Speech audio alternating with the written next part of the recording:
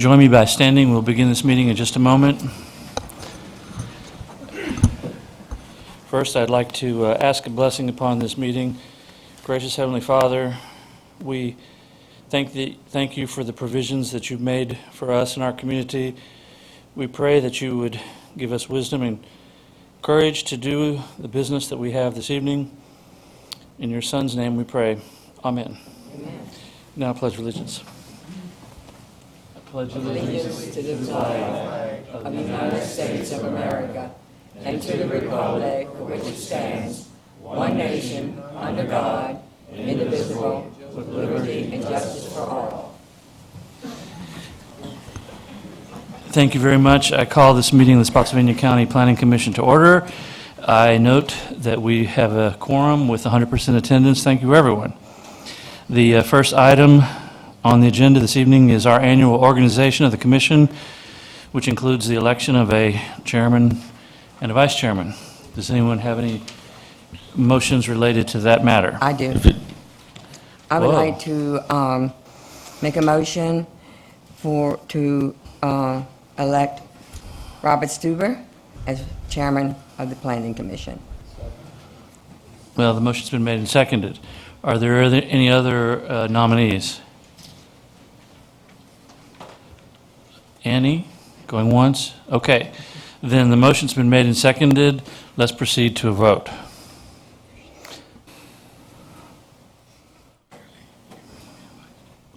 Thank you very much. The unanimous encouragement is greatly appreciated. Is there a motion related to the election of a vice chairman? If it pleases the chair, I'd like to nominate Mary Lee Carter. That would be very pleasing to the chair. And is there a second? Second. Motion's been made and seconded. Any comments, challenges? Then let's proceed to a vote.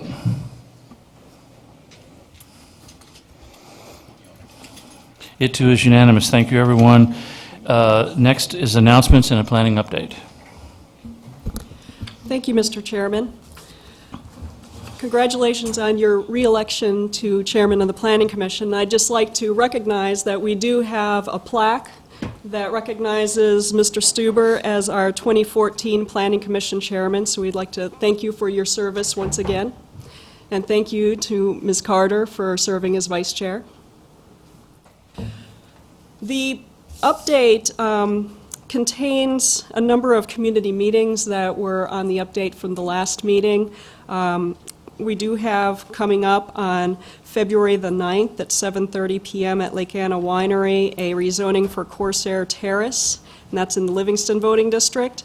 On February 11th at 7 o'clock p.m. at the Salem Fields Community Church Auditorium, there is a rezoning proposal for a senior living facility in the Chancellor Voting District. And at our next meeting, we do have the Jackson Village rezoning coming back for a vote. Thank you very much. The next item on the agenda is the approval of the minutes of the most recent meeting on the 21st of January. Did anyone have any corrections or changes? Seeing of none, is there a motion to approve them? So moved. Motion's been made and seconded. Let's proceed to a vote.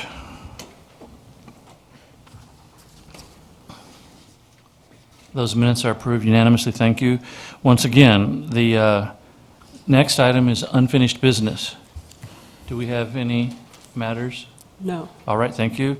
Then we shall proceed to a review and approval of the plat P140007. Leon, tell us all about this.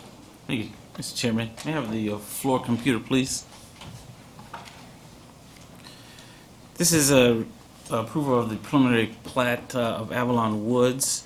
It is for the development of a 98-lot subdivision for single-family homes. The development will be of 150 of 226 acres.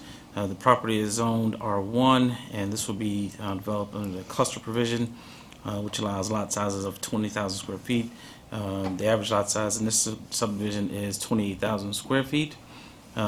This plat was reviewed by the Technical Review Committee and found to be in conformance with all the provisions of the county ordinance. And so staff does recommend approval of the plat.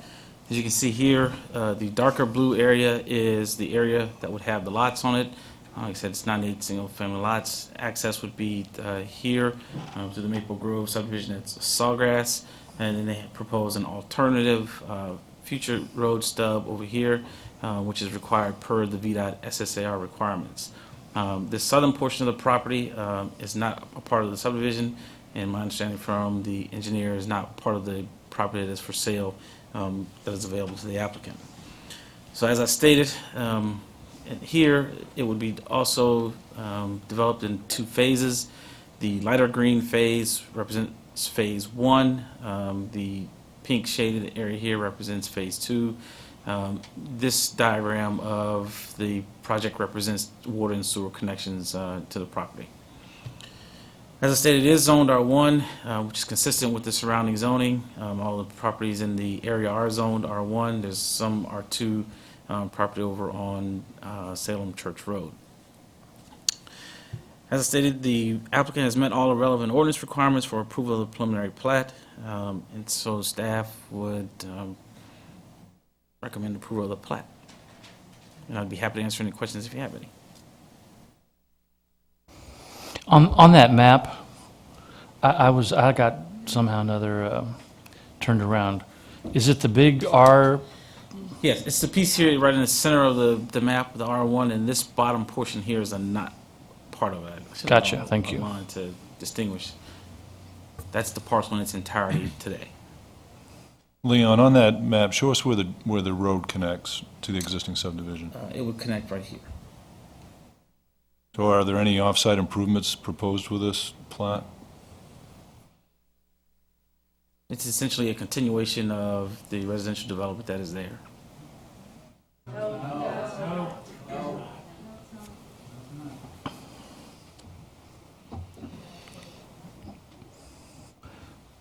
Other questions and comments?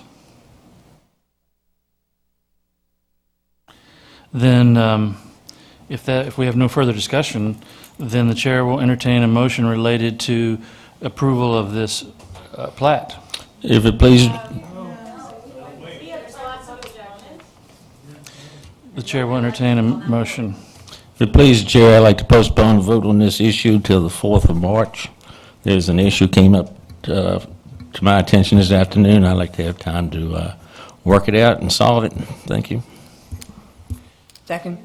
The motion's been made and seconded.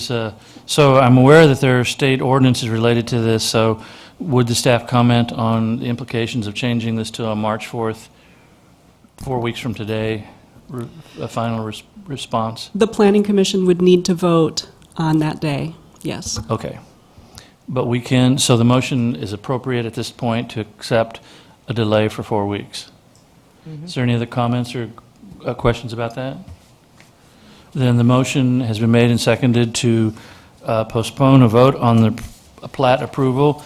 Let's proceed to a vote. A vote in favor defers action until March 4th for the purpose of more research and becoming aware of the other alternatives.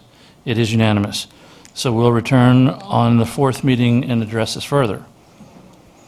Thank you. And then the next issue is discussing the CIP related to a conformity review for the animal shelter.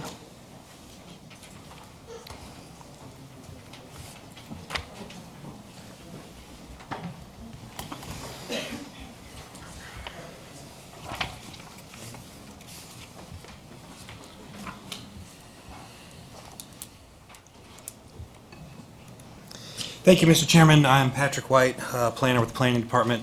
At the last meeting of the Planning Commission, we brought forward to you some new additions to the CIP. We found that there was, in fact, one deviation from the items that were on the previous capital improvement plan. We'd like to bring that to your attention tonight. As you recall, the capital improvement plan is the short-term facility planning document of the county. It basically covers the way the county will spend its money within the next 5 years. Floor computer, please. Pardon? Oh, floor computer, please. Thank you. The Planning Commission is dutifully tasked with verifying that items that are on the CIP are in conformance with the comprehensive plan. The change that we'd like to discuss tonight is related to an animal shelter. The last CIP from 2015 to 19 had an expansion for an existing animal shelter. We have been in contact with the Division of Animal Control and understand that they are pursuing a new facility. We thought that was a substantial enough change that we needed to take a look and make sure it fit within the comprehensive plan. Hi, Leon.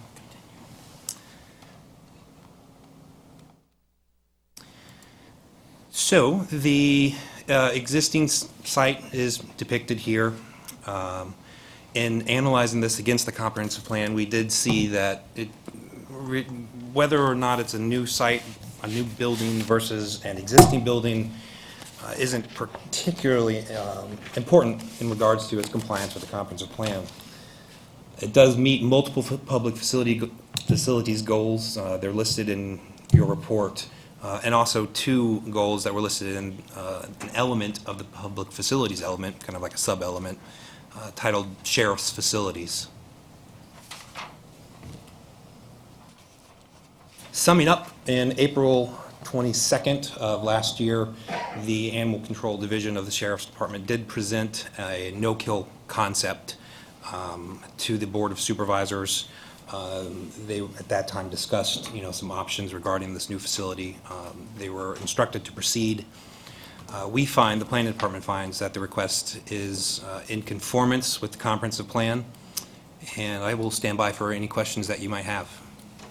Mr. Chairman, if I may, a couple of questions, Patrick.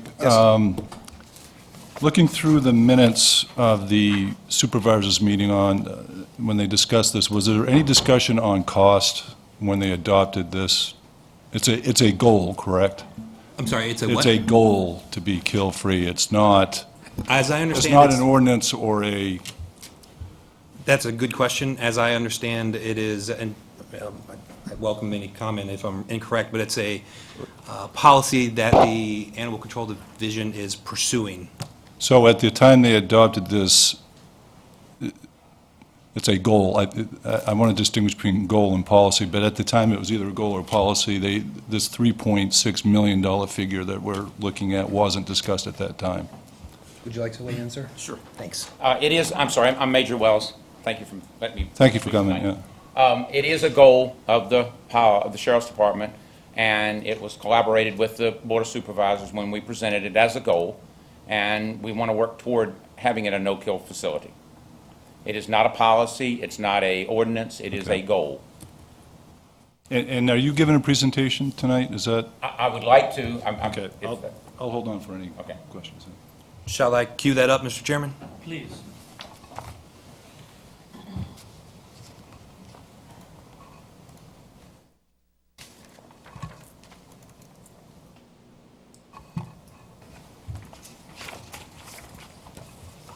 Thank you. Thank you. You're fine, you're fine.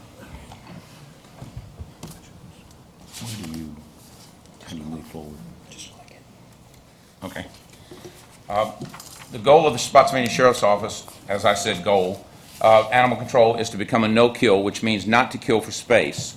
This goal is not only a humane decision, it is physically sound, and housing to kill space is not financially prudent. The new facility was put on the agenda or discussed because of an increase in our area needed. We discussed estimated cost. We included features, design benefits, observation areas, and fiscal considerations.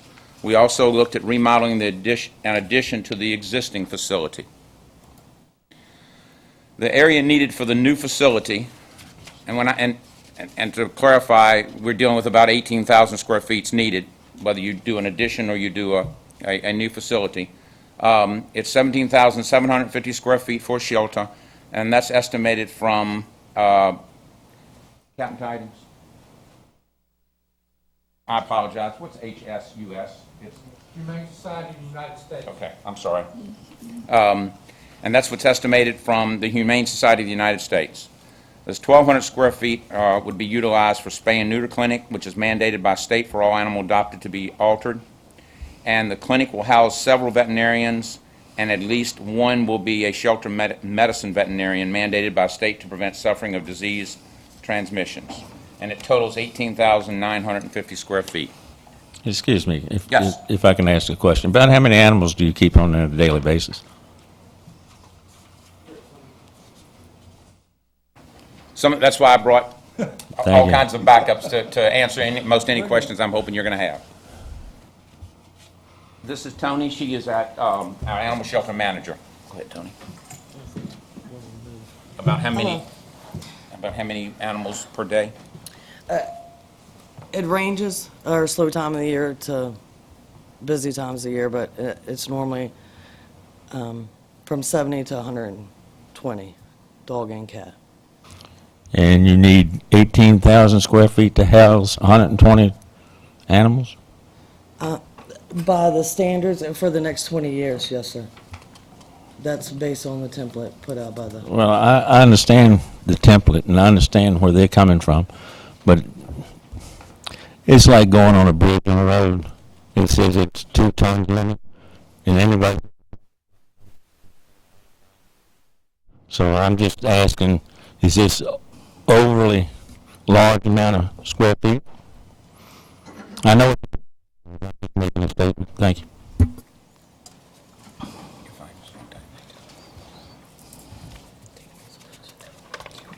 115 dog spaces and 125 cat spaces, which is the estimated from a 20-year projection on the population growth.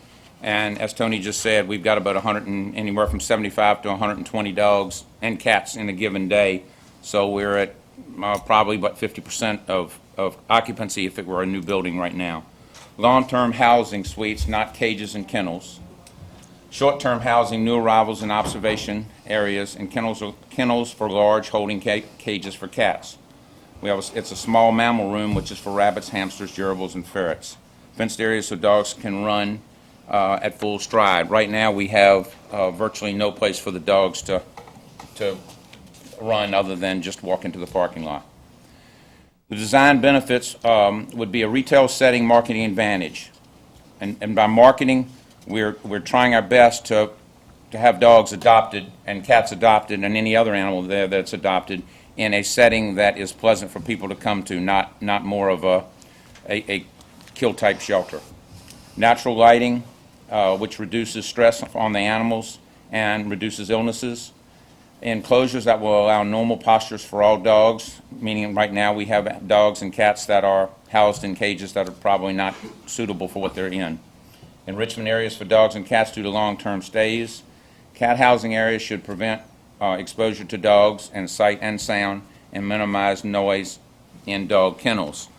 I'll comment that some of the veterinarian bills will be reduced because the dogs and cats will be in a better environment and won't be transmitting diseases like they are right now.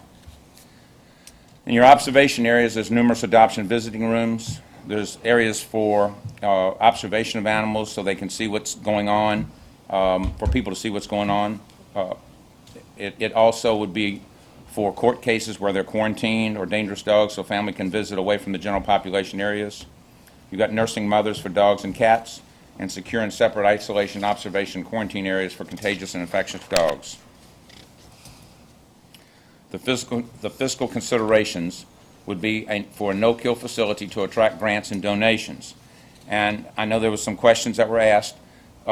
Grants come as a result of being a no-kill, large grants come as a result of being a no-kill facility. They don't give you grants to become a no-kill facility. There are some small grants out there, but no one that we have found, PetSmart, they have some large grants. Once you're a no-kill facility, then you're in line to get grants. It's use existing facility while construction is in progress. Locations such as, at this time, this was a while back, we were discussing Lafayette Boulevard, which was a possible location because it belonged to the county. I'll add that we found a couple other locations, all of which the county owns the property. Utilities is interested, very much interested in purchasing the existing animal control building. Remodeling in addition, the increase by 9,000 square feet, we did kind of a direct comparison, and these are some figures that came from building and from General Services Health. of the building industry. To increase it would cost about $2.475 million. The remodel of the existing would be about $75 a square foot, which is $675. To remodel the second floor of existing is $45,000, and a parking lot addition is $75,000, which is 3.2, and that would be in the same area that it is. We would need to utilize, in discussion, probably the property across the street is either part of the building or in addition to the building, or as parking, because we would virtually have no parking left. And also, I don't think it's in here, but the animal shelter, we have 10 animal control deputies. And right now, they share about, Captain Tidings, how many offices are there? How many cubicles? How many cubicles? 6. All right. So they share. They're splitting 6 cubicles, so it kind of gets a little cumbersome. The disadvantage is difficult to operate while construction is in progress, and it's a remote location with limited visibility. I think that, yeah. And that concludes the presentation. I'll be happy to answer further questions. If I may, Mr. Chairman, do you also do animal control services in other jurisdictions, municipalities that? We just signed a contract with the city to to take over their animal control, all their animal control issues in the city, yes. So have you discussed with them cost sharing? I'm sorry. Yeah. That we took over in sometime within the last month. The animal control enforcement of the city. Prior to that, the previous approximately 4 years, the previous board and the previous administration had signed a contract to take over housing of all the animals from the city. That was already in place. Okay. So the one we just took over didn't increase, decrease, or change. The same animals would still be coming there. It's just instead of the city animal control officer bringing them there, we bring them there. And with this new facility, are you going to have to increase staff? It wouldn't affect animal control deputies, but it would. What you tell me? What's your opinion on increasing? Are you going to hire new people, No, more people to run this facility? Or At are you this point, no. The staff we have would be able to handle. So the your facility. annual operating costs really, how will that change? I think just utilities. I mean, they're going to be The increase in costs in increasing utilities, and have you projected that out as part of your cost here to, any not data in on that right now? I have not projected utilities, no. Okay. Is there any possibility of making this a regional facility to share costs? And I'm looking at 3.6 million going, you know. I understand. My house isn't $275 a square foot. you know. The state mandates creates the problem of, I shouldn't say the problem. Another unfunded mandate, is that? The state mandates what we have to do in certain things. Right now, we're under we have not passed state regulations, and they have given us a time limit to fix them, but they also understand if we're going ahead with a new facility, then they will defer any fines or rejection in what we're doing, knowing that we're headed toward a new facility. Right now, if we said right now we're not going to do anything, then we would be fined up to $1,000 a day per violation, and there's a number of violations. Okay. And I'm sorry, I didn't mean to not answer your question. We will renegotiate. Next year is the renegotiating time for the existing contract for the city with animal control housing. I won't bore the commission with anymore at this point with questions, but I am interested in this and talking with you and getting more information as this moves forward. But it's quite a cost, and you know, I think the taxpayers need to understand what we're getting into with this. It's a noble cause, don't get me wrong, but it's a lot of money. I understand, and I guess when we, when the board, again, when we had the discussions with the board and they put it on the referendum, I think we got a kind of a consensus that the general public was in favor of it by approving. Thank you very much. So did the general public, I would be interested in polling this very audience. Was the general public aware that the county was potentially spending $30,000 per dog or cat for overhead to construct a facility? I just can't imagine. I see no one nodding their head yes. That seems just obscenely expensive. $30,000 per animal that would be stored right now. That's just a comment, but I do have a question. In the comprehensive plan, as part of one of the execution strategies, this commission suggested, and I believe the Board of Supervisors approved, encouragement to authorities to consider a joint operation with a nonprofit organization. So did you all, who did we talk to about?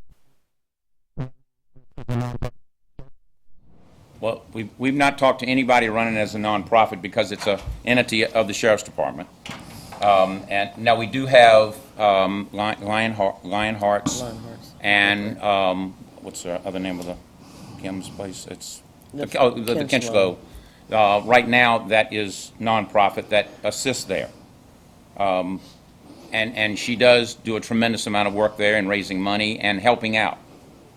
But in terms of building a facility, we've not reached out to anybody to partner up with because, we haven't found anybody that says, we'll help you unless you're a no-kill. Well, was any, oh, sorry. Sorry. Somebody turned up the volume.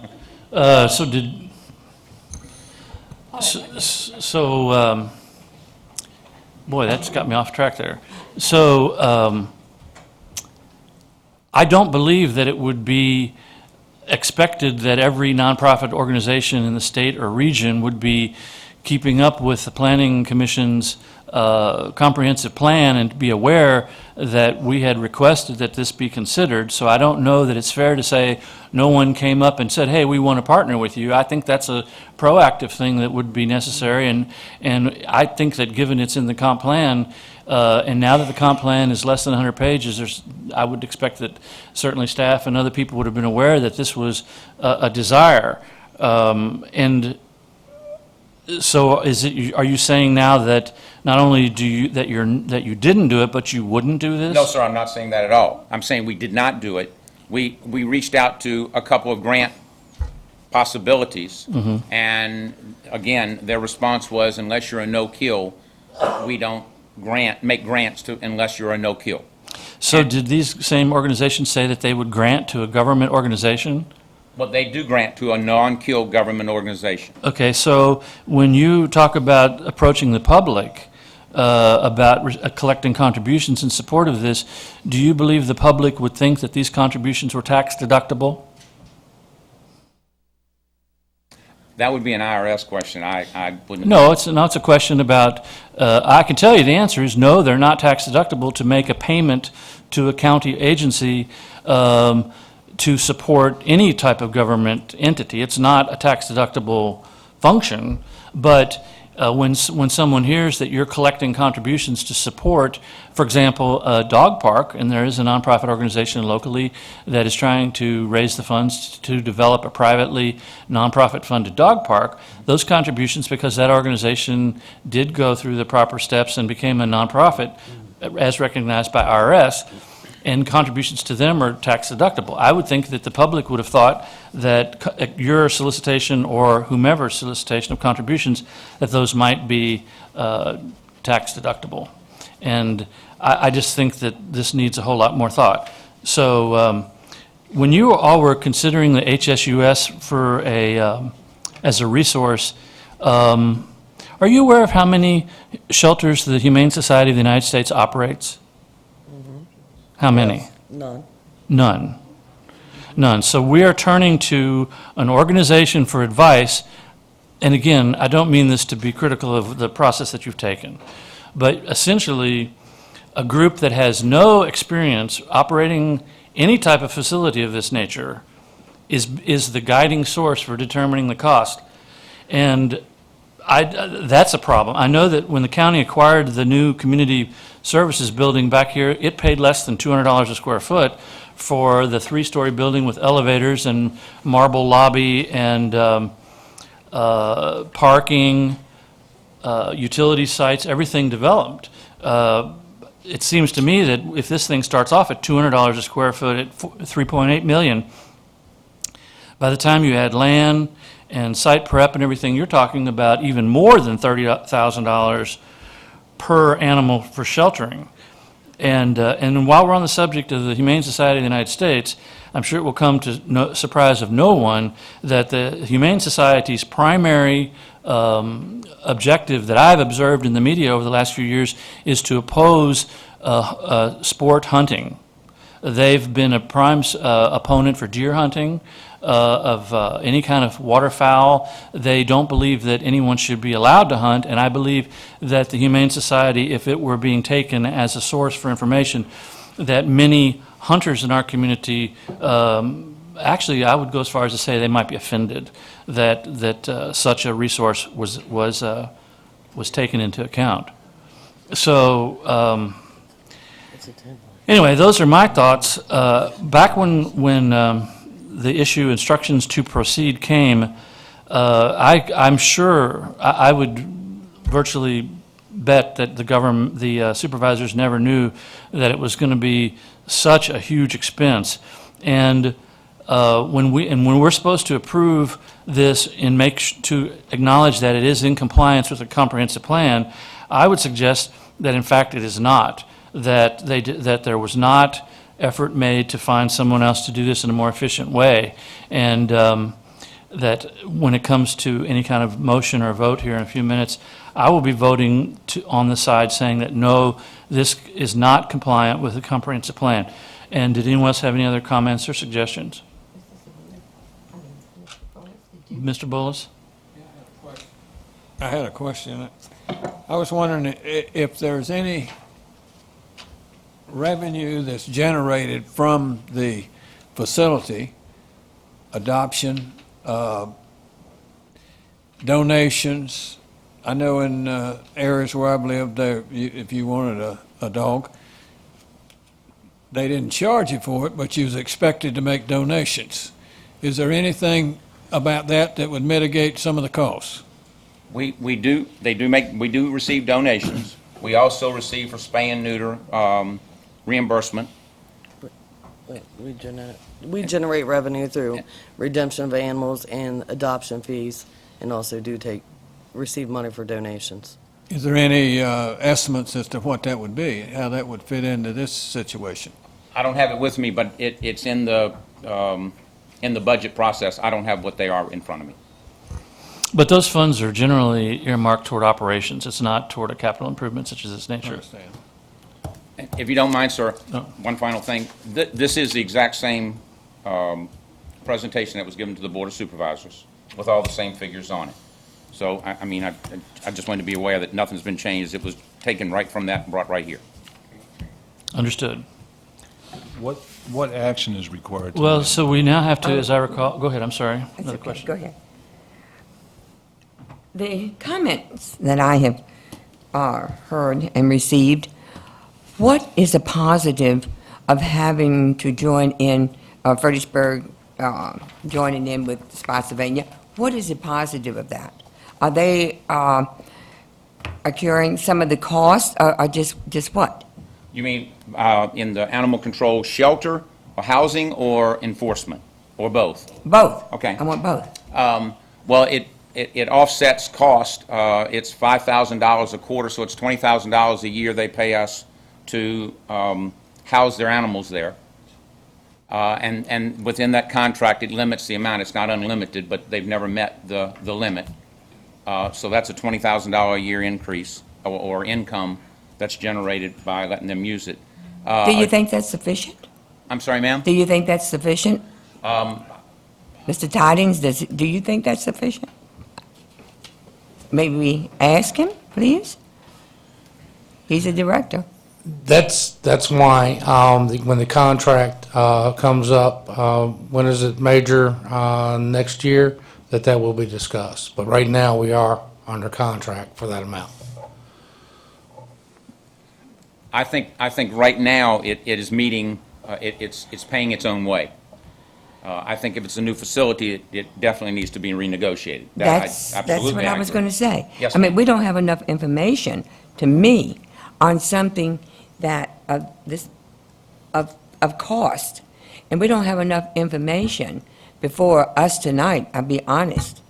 I don't want to vote it down, I don't want to vote it up. I appreciate that. I would like for it to be tabled, because I'm not satisfied with, not your answers, but I'm not satisfied with the information that I have at this time. I appreciate that.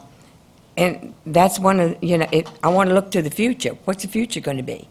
I think Mr. Stuber said something, or somebody said something about regional. Okay, it's not regional, but if you bring in Fredericksburg in, what is the future, and what are they going to be expected to contribute to the cost of this? And will that happen? Will that contract, happen at that time? Don't we have land in the county? Then there's land that the county owns that we wouldn't have to purchase property? Yes, ma'am, and I mentioned that here. We were originally, again, this was back April, so it was almost a year ago, that we were looking at one piece of property, and now we found a better piece that the county absolutely does own, so we would not be purchasing additional land. Can you tell me if that you would apply for the grants? It would be no kill, but what else would you have to meet at that facility and in the animal control department to receive those grants? Sometimes there's stipulations. You're going to have to do this, you're going to have to do that, just like what we do, and we find out sometimes when that happens, it's costing us more than what the grant that we receive for I that. absolutely agree with you, ma'am. And both from the sheriff's side and animal control side, we look at each grant independently and want to be sure that we're not putting good money after bad. And in the animal control side of it, the grants that we have looked at, again, we can't apply because we're not a no-kill facility, but the grants we've looked at helps with buying cages, helps with buying internal stuff. It does not help with building a new building that we have found. I'm not saying it's impossible to find it. The ones we have gotten with our grant administrator to see if they could find have all been, once you're there, then we'll continue to help you. And it's usually a 50-50 grant. Sometimes it's full grant, but most of them are usually a matching grant. I know. Mr. Chairman, I am not ready to vote on this tonight. I really am not. I personally would like very much for the commission to visit the animal shelter that the county has at this time, and that we visit the need, and that we also talk with the Sheriff's Department, Animal Control, and maybe they can look further and see if maybe it's something that can be cut out or reduced in size. And however, I think if we would visit, again, I repeat, the animal control, that we would see what need is there and what's there. I really, and that's my opinion tonight. I'm just not ready to vote until I know more. Okay? I appreciate that. If you don't mind, Captain Tidings wanted to, if it's all right. I wanted to answer a few questions, and I'll go with the HSUS template. And you made a good point, but the HSUS has hundreds of divisions where they work cruelty cases, you name it. They've got like hundreds and hundreds of divisions. And I don't agree with everything HSUS has done and put out. But what they have done is they've got done research on shelters. And this is just a template to go by. What we're trying to do is have an animal shelter where we've got longer-term housing. Because if you go in our shelter now, and I know some of you have been in there, it's basically a jail for dogs and cats. They're cages. We have no place for them to actually be socialized. The stress level in that shelter, that's why we pay thousands and thousands and thousands of dollars a year in veterinarian costs, things like that. What we're trying to do is look ahead. This shelter is for 20 years. We don't want to put a lot of money into a shelter that would have to come to you again in another 5 years or so. So that's why the way it is. But the size is, we don't want to cram these dogs and these cats into cages like they are now. And we have many violations, and we're going to get inspected here in the next few weeks. It's usually around February, and we are failing. And the state can fine us $1,000 per day per violation until it's fixed. And the state has agreed to, in writing with our county administrator, that if we keep proceeding forward with the new animal shelter, that we won't get any fines or anything else. If we do not, I don't know what the state's going to do, so I just want you to be aware of that. We're not trying to get a Taj Mahal animal shelter to waste money. What we're trying to do is a responsible thing for the animals and the citizens of this county. We want to market our animals. We don't want to house them, pay for them, and then euthanize them. We think it's the right thing to do. Well, you described a moment ago that this is a solution, and I think the thing that I have a concern with is that it would seem to me that if another nonprofit were to come forward and say, hey, we could build a 20,000 square foot shelter and run it, and we could build one for $1.5 million or $2 million, that option was never considered. And that's what I want competition. I certainly don't dispute the goals, and there is no one in this room who loves dogs as much as I do. Do you have a Cats are not so nonprofit much. in mind? We work with the rescue leagues and everything. The Kinchlow They help Group us. is a very effective nonprofit community, and maybe we should approach them and say, do you want to consider this? They're in our shelter. They're in our shelter now. But the point is, they could have their own shelter. There's no reason, I'm just saying that we constantly look at government, and that's how this frankly is a Taj Mahal animal shelter. We look at routinely rezoning properties where there are builders in this town that can build a 2,000 square foot apartment, I think for $150,000. Doesn't that sound right? $150,000 for a 2,000 square foot apartment. That's enough. At $30,000 apiece, we could give every fifth dog their own apartment. It just seems to me to be excessively, just way over the top expensive, and that there would seem to be a solution other than spending in this type of money. That's my concern. If I may, can I ask a question? You mentioned that you can't get grant money because you're not a no-kill. Well, what do you got to do to become no-kill? What do you got to do to qualify, then you can ask for grants? We've got to have a place to house more animals for a longer period of time without euthanizing them. You got to already have the need for the grant before you ask for the grant. You've got to be a no-kill before you can get some of the larger grants. And before you can have a no-kill, you've got to have this facility. We've got to have a facility that would allow us to be a no-kill. But you need to be no-kill so you can get the grant to build the building that you qualify to be a no-kill. This is going around a big circle. Yes, sir.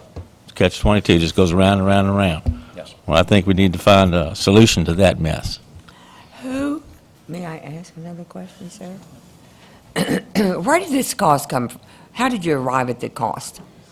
We used some different figures we looked at a building in a similar facility that was built in Chesapeake, and used some of their figures to come up with these. And again, these figures including complete, not just the building, but the inside, the furnishings, the cages, everything. So, yes, you can build a for $150,000, a 2,000 square foot, but that's not furnished, and it's not furnished with mandated by the state to have this particular cage in there. So this is including desks, this is including furnitures, this is including cages, this is including wash bins, this is including washers and dryers. This is complete. This is not just a shell. One more. You telling me from a shelter in Chesapeake? Yes, sir. As a basis, yes, sir. As a basis? Yes, sir. Well, a $2 million building down there is not a $2 million building here. The wages the mechanics are making down there are substantially higher than the mechanics up here are going to make building this building. I would suggest you go ahead and get a contractor to give you an estimate rather than using figures off of an existing area. I think that's misleading. Thank you. Do you have a list of the violations that we can review?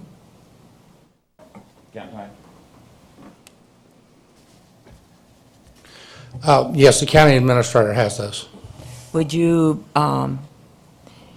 please ask the county administrator if he will share them with the commission? Yes, we will. We would like to review that, because if we, as I stated, we need to review the animal shelter, but we would like to have the list first. Sure, Okay? sorry.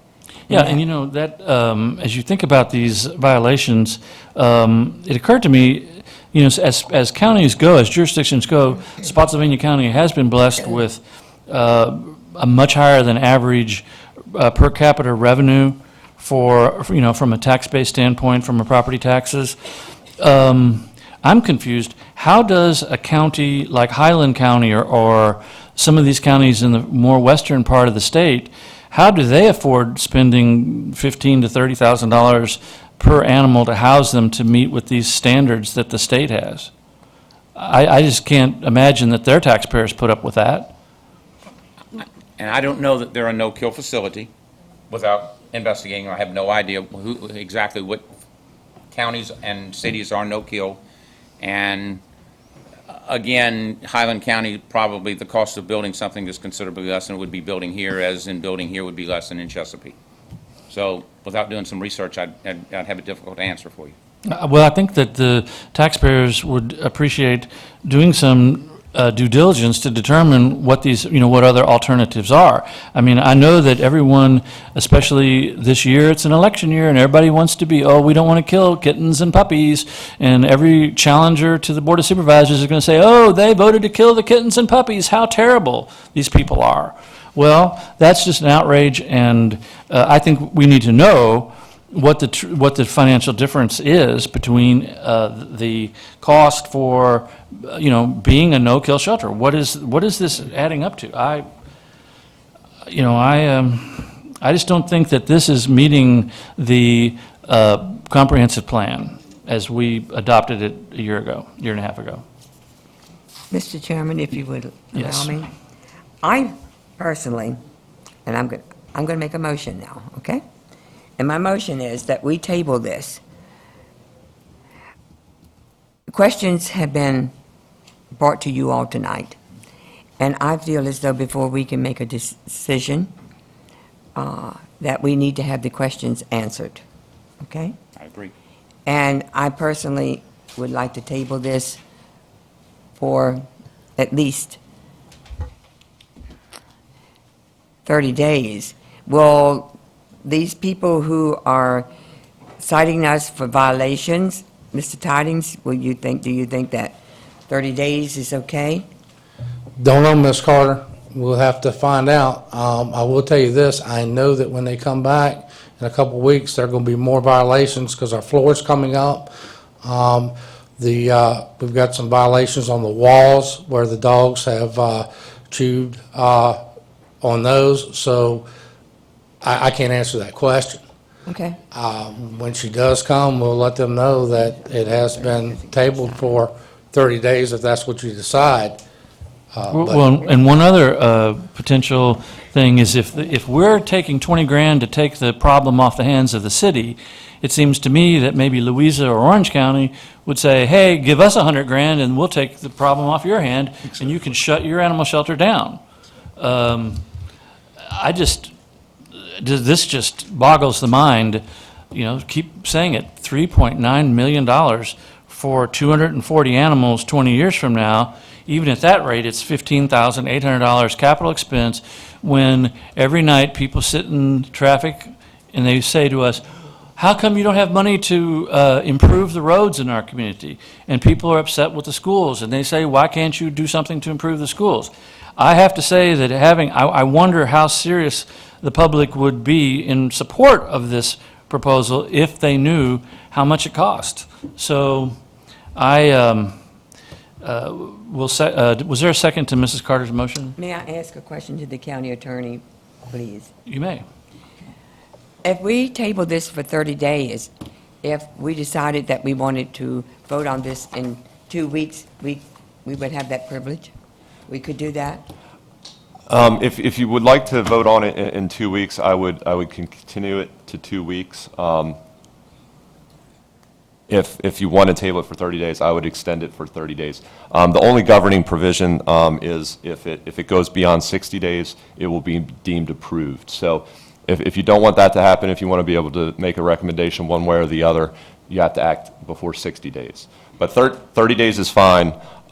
If you continue it, that's fine. But if you do want to vote on it, at 2 meetings, then I would suggest you continue it to 2 meetings. As a discussion item, does it require a vote? Do we? No, we can wait 60 days and it happens. If we don't do anything, it becomes approved. That's correct. So But what are we voting on? The conformity to the comp comprehensive plan? Yes, it's a communication of your findings that you approve or disapprove, and it also requires that you provide your reasons to the governing body therefore. So what you're doing is either approving or disapproving whether or not it is in substantial accordance with the comprehensive plan. So that's what you're voting on to communicate to the board. Well, if staff, if they feel as though that they can get back to us with questions, answers to the questions that's been asked tonight, then 2 weeks is fine. Ms. But- Carter, if I may? Yes. I would, it's going to be tough getting some of the questions That's what I and thought. together in 2 weeks. I'd what love I to thought. say I could get them 30 tomorrow, days. but I would rather, I'll meet when the state inspector comes, I'll make sure I articulate what we're doing. If it's all due respect, if you could give me 30 days, I would appreciate it. All right, then my motion is to table this for 30 days. So Second. just for Answers the coming back. factuality in contract, would that be 28 days? So for our March 4th March meeting? 4th. Would you be comfortable with 28 days the meeting, first meeting in March? Yes. Okay, 28 days, 4 weeks from today. Is there a second? Second. Okay, so the motion's been made and second. Do you still have another question? I would think that you would need more than 30 days to get answers to these questions. Well, the issue is we're going to run into the time limit, right? Yeah, my concern is I don't want to cost the county Well- $1,000 a day if we can make a decision. That's a lot of money if we go longer than 30 days. I believe that the state, is that who's doing the violation or whomever? The inspection, yes, ma'am. Yeah, the inspection, I think that they would go along with us if we do, you would say, okay, we're going to make that decision within 30 days, but if we keep prolonging it, I'm just concerned that I certainly don't want taxpayers to pay $1,000 for a violation that we can prohibit. from Can it be happening. tabled again? But no more than a total of 60 Yes, days? he said. But no more than a total of 60 days? That's correct. Again, once that 60-day period hit, it would be deemed approved. So again, if you guys want to make a decision one way or the other and act on it, you need to do so before 60. I will support the motion, but I have concern with the either 30 or 60 days. There's a lot of work that needs to be done here, and I appreciate all the work you've put into this, but understanding these costs, building costs, operating costs, ordinances, regulations, it's a lot of work to do in 30, 60, 90 days. There's a lot of work here, and I'm concerned. I want to see it move forward, but there's a lot that we need to understand, and I'm just very concerned that you would have that in 30, 60, 90 days. I mean, this is a ton of work. And if I had my preference, that we would decline, reject this with the understanding that we need to come back with, you need to come back with a whole lot more information and give you the appropriate time to do that. So. Motion's been made and seconded. Any further questions? Then let's proceed to vote. A vote in favor, in the affirmative, is postponing for 28 days. A vote on this motion. It is unanimous. It'll be postponed until March 4th. Thank you all very much. Thank you. Next issue is our really favorite issue, besides chickens, proffer guidelines.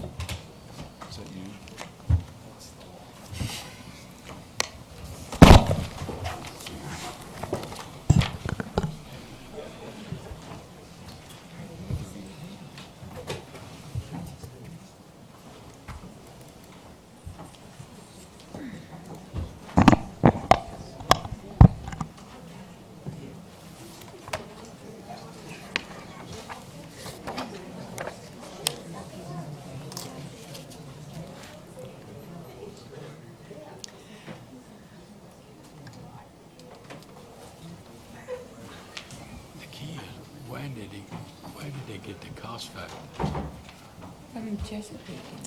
Thank you, Mr. Chairman, members of the Planning Commission. This is the second part of our discussion on the proffer guidelines coming out of the Proffer Advisory Committee meetings. Today we're going to talk about the second half of the proffer guidelines. We reviewed the text portion of it last time. Now we're going to talk about the formulas for each of these types of facilities. I'd like to start out just reviewing the assumptions. I reviewed these with the Planning Commission a few months ago when I did an interim update, but just to remind you of some of the basic assumptions that we're using. The population, we're using the most recent census, the actual or the estimate for Spotsylvania County, and the most recent estimate at this point in time dates to July 1st of 2013, and that's 127,348 people. The census estimate will be updated to July 1st of 2014 within the next couple of months, but at this point we're looking at that 2013 date. The housing generation rate is also derived from U.S. Census data. For a single-family detached home, we have 3.04 people. An attached home, 2.14, and a multifamily home, we have 1.49. The land acquisition costs, these are an average of land acquisition costs.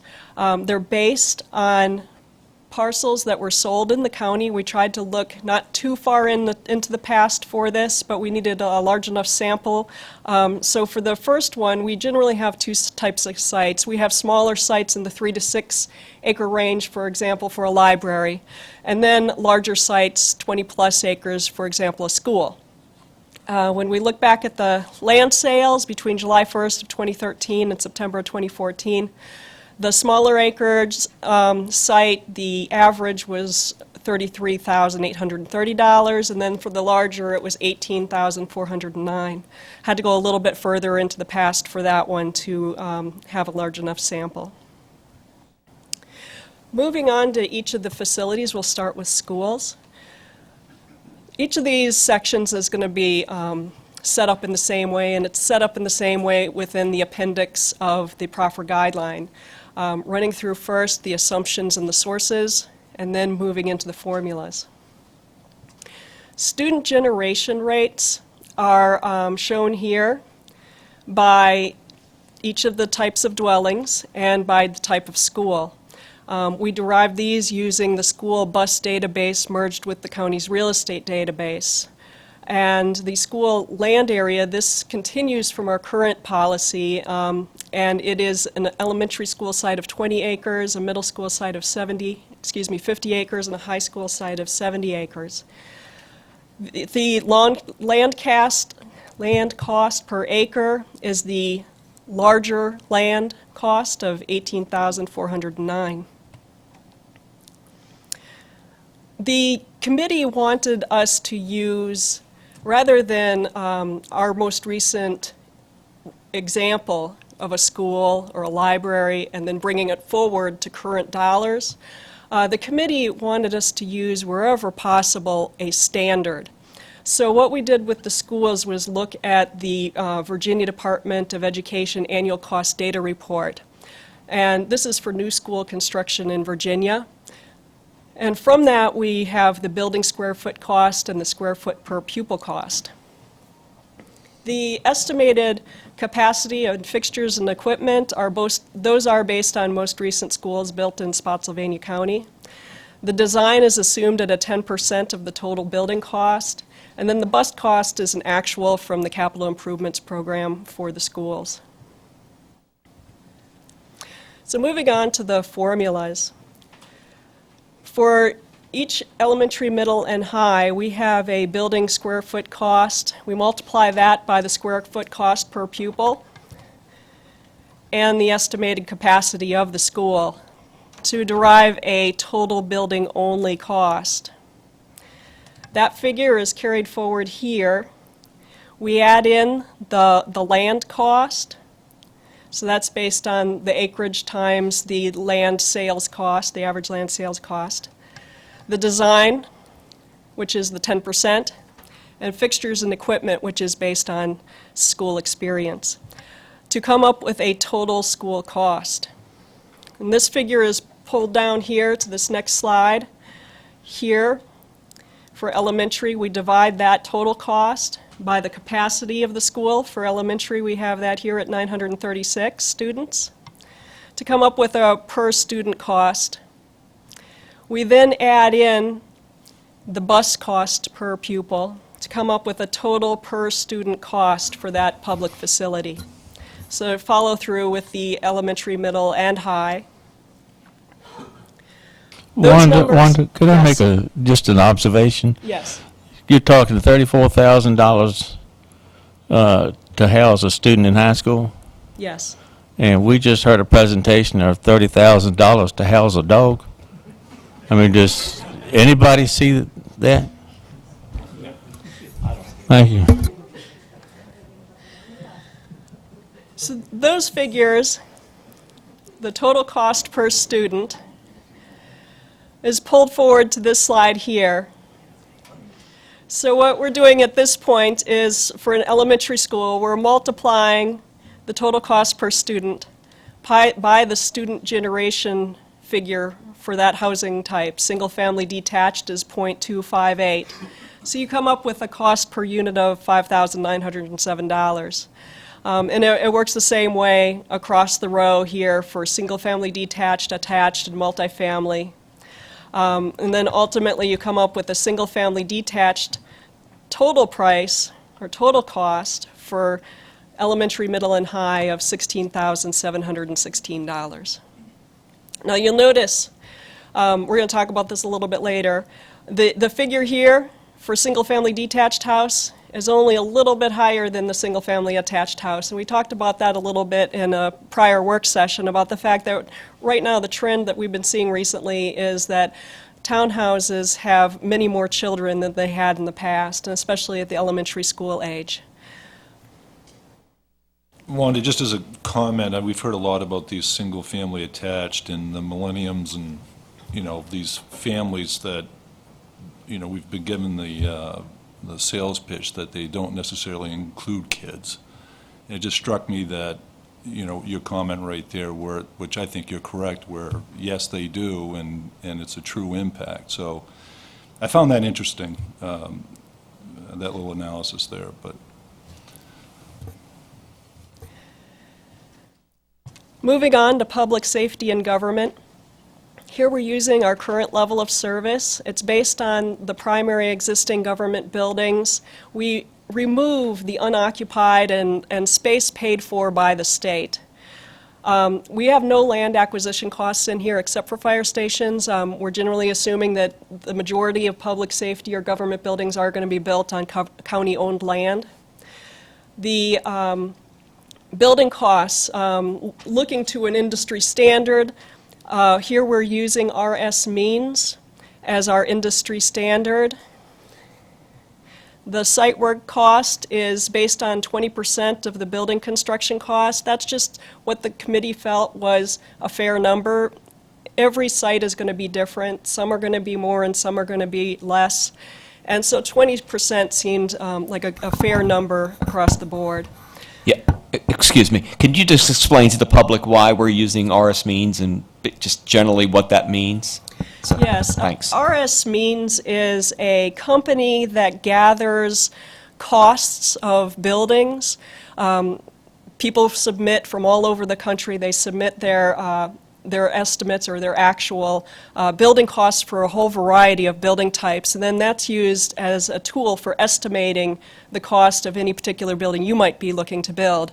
And it does have a Fredericksburg area adjustment so that, you're not looking at, buildings built in California and buildings built in Washington State and in New England, and trying to figure out what does that mean when it's translated to the Spotsylvania area. It does have an adjustment that's already built into that. So it's a broad brush estimate. So it's what I've heard is that it's generally going to be within about 20 to 30% of your actual costs. And really that all depends on what type of building it is and what type of building you're building, what kind of finishes it has, et cetera. And then the cost of equipment we've taken from the estimate for Fire and Station 11 because that is the most recent one going up. Moving on, the furniture, fixtures, and equipment are based on recent county buildings. The general government, judicial, and public safety, what we did there, you can imagine the variety of square foot building costs you have between various types of buildings.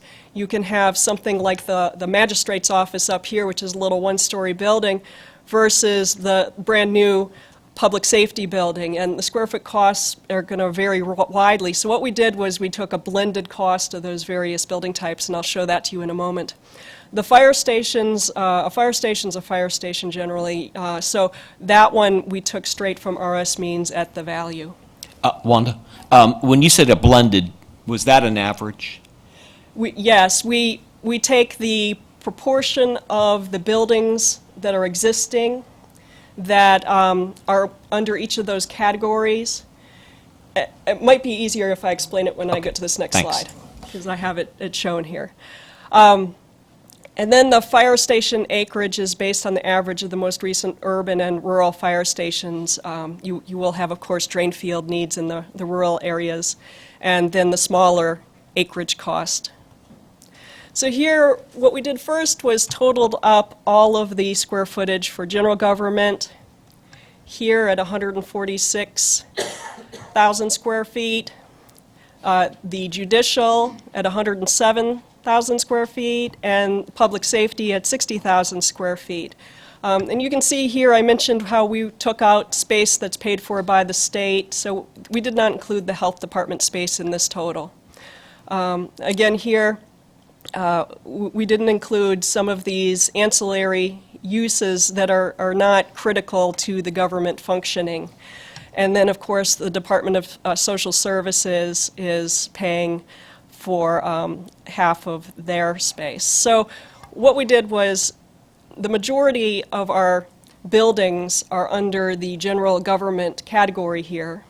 And then we have the Judicial Center, and then we have public safety. So what we did was figure out what percent of the buildings are general government, and it's 0.47, 0.34, and 0.19. So 47% of the space is comprised of general government, 34% is judicial, and 19% is public safety.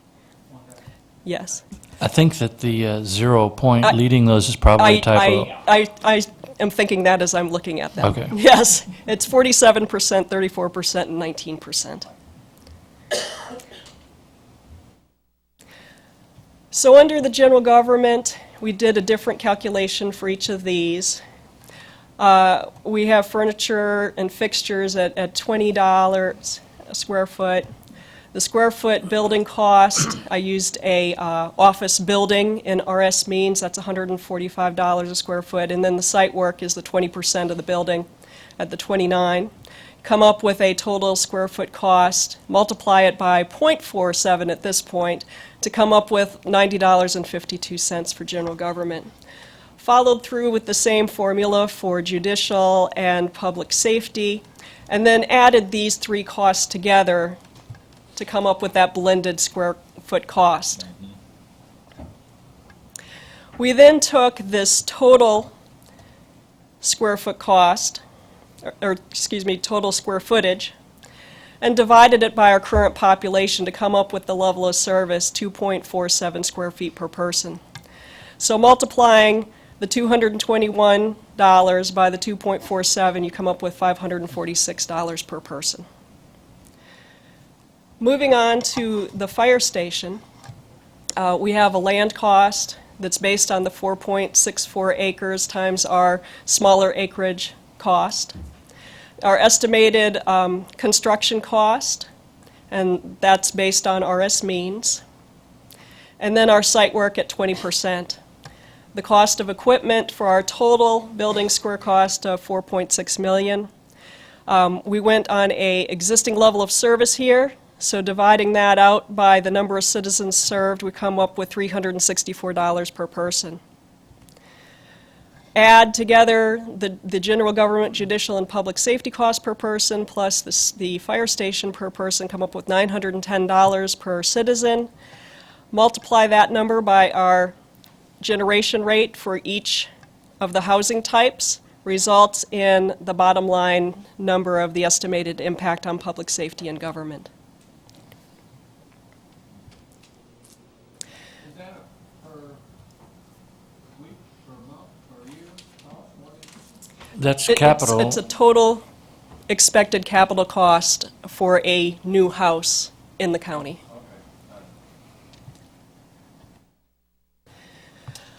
Transportation, this one is a little bit different.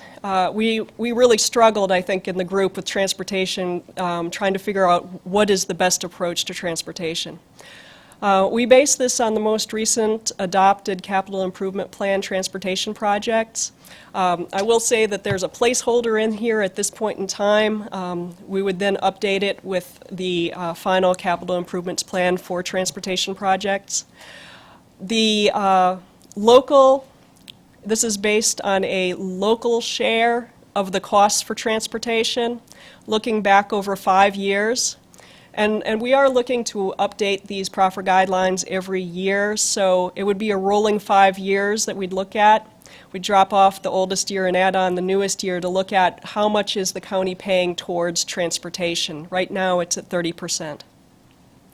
The residential share of trips, the committee felt that it was fair to apportion the total trips in the county between commercial and residential, and the residential portion we have estimated at 70% of the trips are attributed to residential uses. What we have here is a $258 million figure from the capital improvements plan. That figure does not include total cost, though, for some of these projects. There is a state share that is not reflected in the capital improvements plan, so we've gone ahead and added that in here, these 3 projects, coming up with then a $261 million. We're looking out over 20 years, so we expand that out, multiply it by 4, and we've got over $1 billion. That number carries forward here, and we look at, well, what is Spotsylvania County's share at 30%, so we're multiplying it by 0.3 to come up with $317 million. And then we look at the residential share of the trips. 70% of the trips are attributed to residential. So we come up with $222 million at that point. Divide that by the current population, and you have a $1,744 cost per person. And then again, Same method as before, multiply that cost per person by the number of people per household to come out with your final cost for transportation per new house. Parks and Recreation, we use the lesser of the adopted or the current level of service, and we call it the applied standard. We don't include acquisition costs of land in this. The one thing that, oh, excuse me, no, sorry, I'm thinking ahead. The field, playground, and court costs in here are based on most recent per acre facility development cost at Patriot Park. The buildings, we do have a couple of building items in here, are based on RS means. The pool cost is based on the Spotswood Swim Club assessed value, and the trail cost is based on an estimate for 1 mile of Virginia Central Rail Trail. We have included a number of facilities in here, the multi-purpose field, the tennis court, baseball, softball, basketball court, playground, community center, swimming pool, trails, and meeting space. We have included meeting space here because that is the way it is included in our comprehensive plan, and when we get to libraries, I'll talk about the fact that we removed the meeting space from the libraries.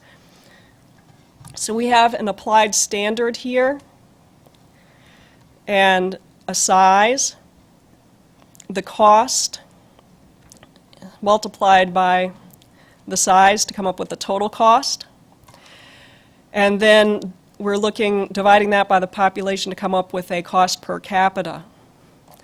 Add all these together and you come up with $234. One item that I wanted to bring to your attention that didn't occur to me till after the committee had stopped meeting was that there are going to be site development costs for the buildings, for the community center and for meeting space. This just covers that building itself. It doesn't cover the land development costs. So that's one thing that could be added in here to capture the total cost, and that would be a 20% of the building cost. So it would be 20% of the community center cost and 20% of the meeting space cost. Again, bringing this $234 per person forward, multiplying it by the persons per household, and you come up with the estimated impact on Parks and Recreation. Solid waste, the number of assumptions include the pounds of solid waste per person are from current EPA guidelines. We use current life expectancy in this formula. Capacity is what's actual. And project costs are based on the engineering construction budget of the public works staff. The solid waste formula, we're looking at days in a year multiplied by the pounds per person per day to come up with a pounds per person per year. Bringing that forward, multiplying it by the average life expectancy to come up with 41 pounds in a lifetime. The projects are listed here that are needed projects, coming up to $9 million, and dividing that by the capacity of our landfills comes up to $6.41 per ton, and then multiplying the cost per ton times the tons per person in a lifetime comes up with $263. And again, the same method of multiplying by persons per household to come up with the final cost. This is the last one. Library. The size of the site is based on the most recent library built in Spotsylvania and Smith Station Road. The cost per acre is the smaller acreage site cost. Again, 20% of the building construction cost is the assumed site work. The square foot is based on RS Means library. The building size is the most recent library minus all of the meeting spaces. And then construction and technology square foot costs, these are taken from recent library construction data from the Library of Virginia. This formula here simply multiplies your site size by your land cost to come up with a total land cost. Your building size by your building square foot cost to come up with your building only cost. Carry that $2.9 million forward here to determine 20% of that is your site cost at $587,000. Here we add up our square foot costs for our building collections and technology to come up with a total square foot cost of $187.66 per square foot. We're multiplying that then by our total building size to come up with a total $4.1 million cost. Carrying forward these three costs here, these three components, forward here, adding them together to come up with the total cost of a new library. Dividing that by the size, you come up with $220 per square feet, and our adopted level of service is 0.3 square foot per capita, which comes up to $66.69 per person. Multiplying that out, you come up with $203, $161, and $100 for the various types of units. The committee does recommend moving forward with a debt service credit. The idea here is that there's a feeling that when a new project comes in and they offer up proffers, they have paid their fair share of their capital facility costs. They then pay taxes, they pay real estate and other taxes on a yearly basis after they move into that home, and that a portion of those taxes are paying down debt. So the methodology that we bring before you this evening was what was reviewed last with the committee. It was sent out in an email and requested comments. I didn't get any strong comments. I included them in your packet, that anybody wanted to look at a different method. But what we have here is an inclusion of all existing debt service other than water and sewer and service district debt service. Water and sewer, of course, is fee-based. The users pay the fee and it goes towards water and sewer. There are no taxes. And then service districts are set up specifically to pay down the debt within their service district. So no taxes outside of the service districts go towards paying down that debt. We back out 30% of the transportation debt service, assuming that 30% is tied to the commercial trips. So again, back to that 70-30 split that we used under the transportation category. We back out federal subsidies received by the county solely for the purpose of paying debt service on transportation debt. And we're factoring in the average home values over the past 3 years based on data from the assessment office. The feeling here was that these are new houses being built, so it was unfair to use an average assessed value, encompassing the average over the entire county. Instead, look at recent averages of new homes. I included the spreadsheet in your packets, and it would be probably very small if we tried to go over that in detail on the screen. So what I put up here is the summary. It combines real estate and personal property credits, and then those would just be other miscellaneous taxes that are paid, that a portion of it could go towards paying debt service. So once we add up the real estate, the personal property, and the credit on a single-family detached home is over $8,000. On an attached, it's over $5,000, and a multifamily, it's over $3,000. Bring those numbers forward to our total list here of our estimated costs of public facilities for each of the categories, and removing that as a credit. We have a recommended proffer of about $18,488 for a single-family detached, $18,873 for a single-family attached, and then $6,828 for a multifamily. You'll notice that while every single one of these numbers here is less than the single-family detached number. This total is more, and that has to do with your credit.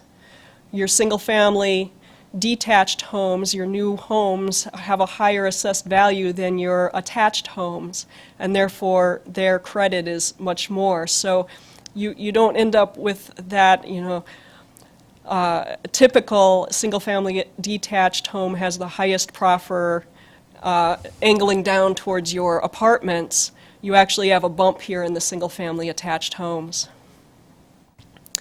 There are a number of options if the Planning Commission wanted to look at some options. We feel very comfortable with the approach that we've taken, and that's what the number is. The board could choose to simply equalize the single-family detached and attached bottom line number, so they would simply be the same, and then the multifamily would be the different one. The assumptions, the students per household is the driving factor behind the reason that the townhouses are higher than the attached homes. And right now, that is a snapshot in time. That is what our student generation numbers are right this minute. In 10 years or 5, we don't know what it's going to be when these houses are actually being built. So there could be, altering the assumptions that go into the students per household.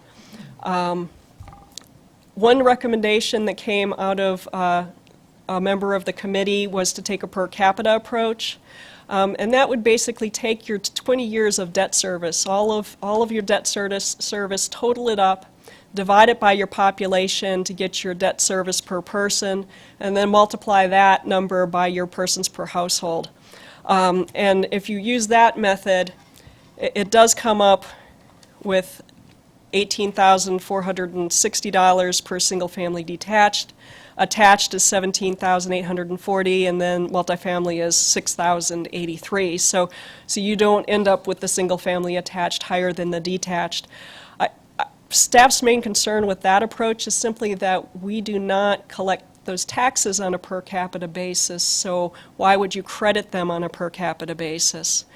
I think our approach is, the numbers are what the numbers are, and if the Planning Commission and Board wish to say, well, we don't want to discourage single-family attached homes, that's a more affordable housing type, we're going to simply acknowledge this as the number, but we're going to adjust it downward a little bit. So that is the end of my presentation, and I'd be happy to answer any questions. Please, Chair. Wanda, you received an email from Mr. King? Yes. Could you explain the text and the reasoning? Yes, he was concerned about the cost of money, or the value of money, I should say, in the future. He wants to ensure that when we're looking at these projects that might be 10-year, they might be 20-year projects, if we're looking at them in current dollars, we're not taking into account the fact that in 20 years, a dollar today will not equal a dollar then, or a dollar then will not equal a dollar today. So we do take that into account within the text portion of the proffer policy by having a clause in there that requests that applicants proffer that they adjust their cash proffers on an annual basis according to the Consumer Price Index. And we generally see that as a committed proffer in our proffer statements. So every year that's recalculated, and if they proffer $18,000 this year, in 5 years that might actually be $19,500. So that is captured there. We also looked at this in terms of the debt service calculation. We did do a discount, a 3% discount, to take into account the value of money. So we believe that we have done that there, and if we update this every year, we'll have new facility costs every year. So we'll be keeping pace with all of the assumptions and all the inputs. Each year will be up to date. Thank you, because I'm sure the general public doesn't realize that is what you do. You've never mentioned it in any of the presentations, so it was a mystery to most people. Thank you. Okay, yes. And that's not a new policy, as I recall. I mean, this has been It around is for a long not. time. It has been in place, yes. I think the only time we mention it is when an applicant does not proffer that escalation clause, which is actually pretty rare. Wanda, are you recommending that we show both approaches or both recommendations as far as the debt service credit when you do the public hearing to the Planning Commission? Well, really, it's certainly, you know, the Planning Commission could show both. If the Planning Commission wishes to choose one and move forward with it. Does the Planning Commission wish to hold public hearings? Because this is a policy, it's not a code, so it wouldn't require a public hearing. So I guess that's one question as well, is does the Planning Commission wish to forward on a recommendation to the Board of Supervisors? I would be very comfortable suggesting that they conduct a joint public hearing so that there could be input. I think it would also be very good, as Mr. Thompson pointed out, that this could be a very educational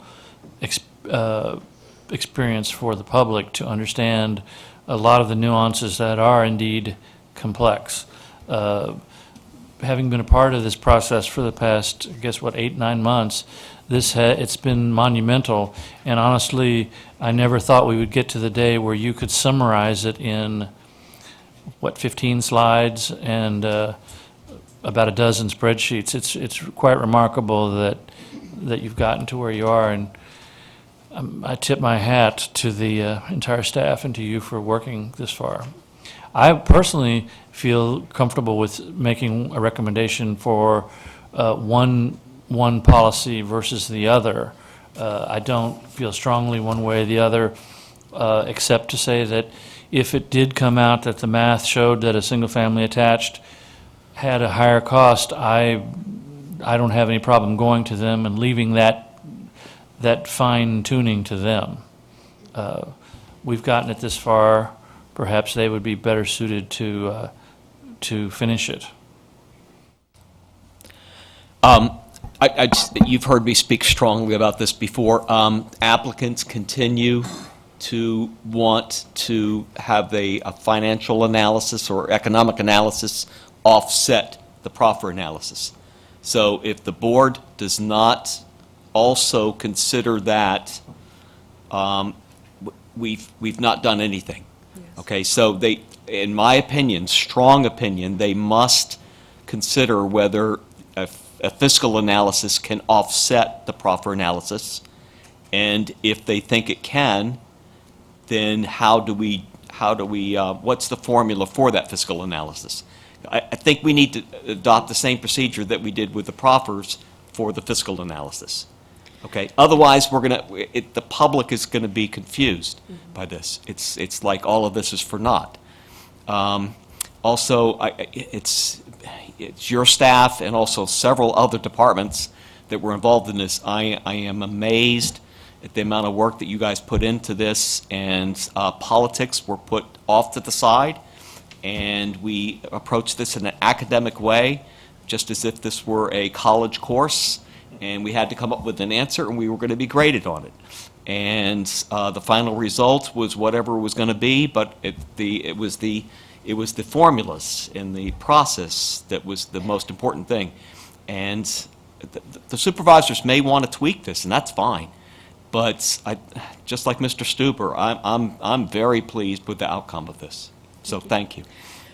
And the current proffer policy does not include a debt service credit. This is a major change. So we're providing a credit for taxes paid essentially here.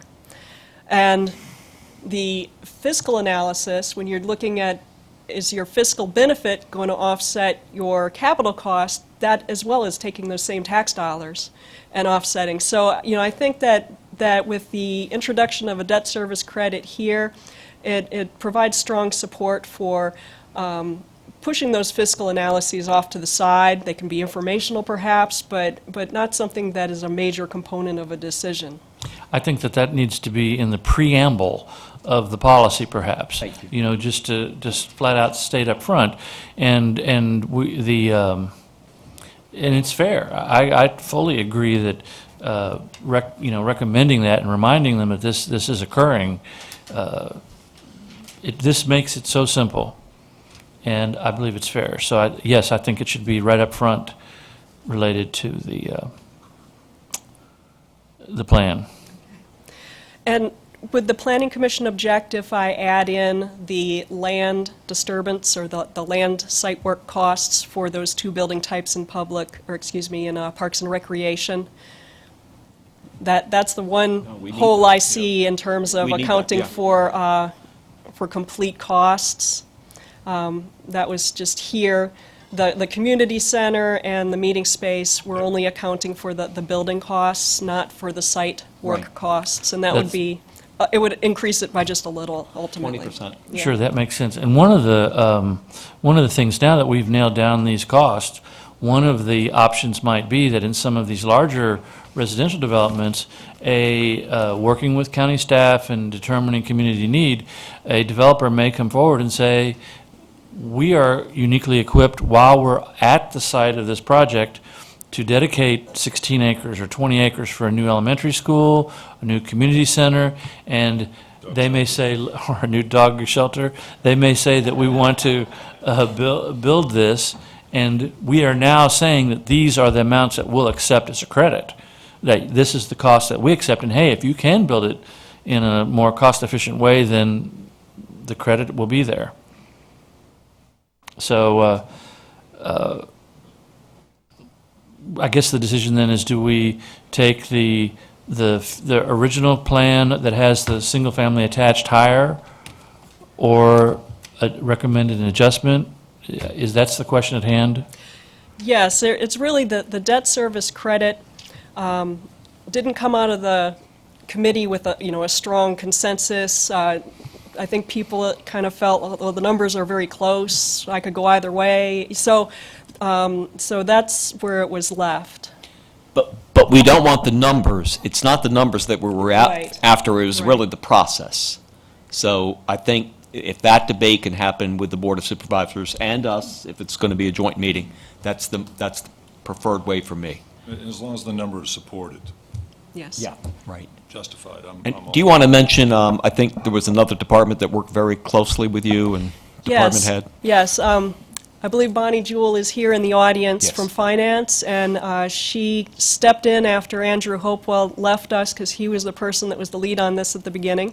She stepped in and was a huge help with debt service and a number of the other categories, helping to fine-tune these formulas. Thank you. Yeah, thank you. So, what's the will of the commission? We proceed with the debt service credit? Yes. Okay, so that's the consensus. We'll continue with that. And do we continue with it at the level that would have a proffer for a detached or attached home higher than a detached? My only comment, again, is I don't have a preference either way, as long as the numbers are supported, either Right. way.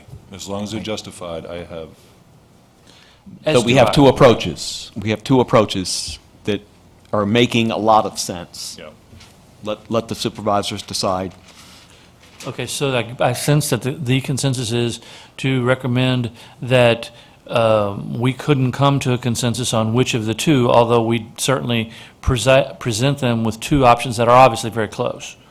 And then they may have greater wisdom than we possess in this matter. Well, and then also the public will get to weigh in. So that's Exactly. the important thing. We've got some pretty smart people in this audience right now that actually have some data that will clear that up, so. Sure. Does that answer your question? Yes, so I'm going to go to the board next. So should I suggest, am I going to the board recommending that they hold a joint public hearing? I just want to make sure I'm clear on that. That's the consensus, yes. Okay. With the fiscal analysis, Component, yeah, we'll Yes, have that please. discussion as well. Very well. Does that conclude our work session? Yes. Thank you. Is there new business for the commission?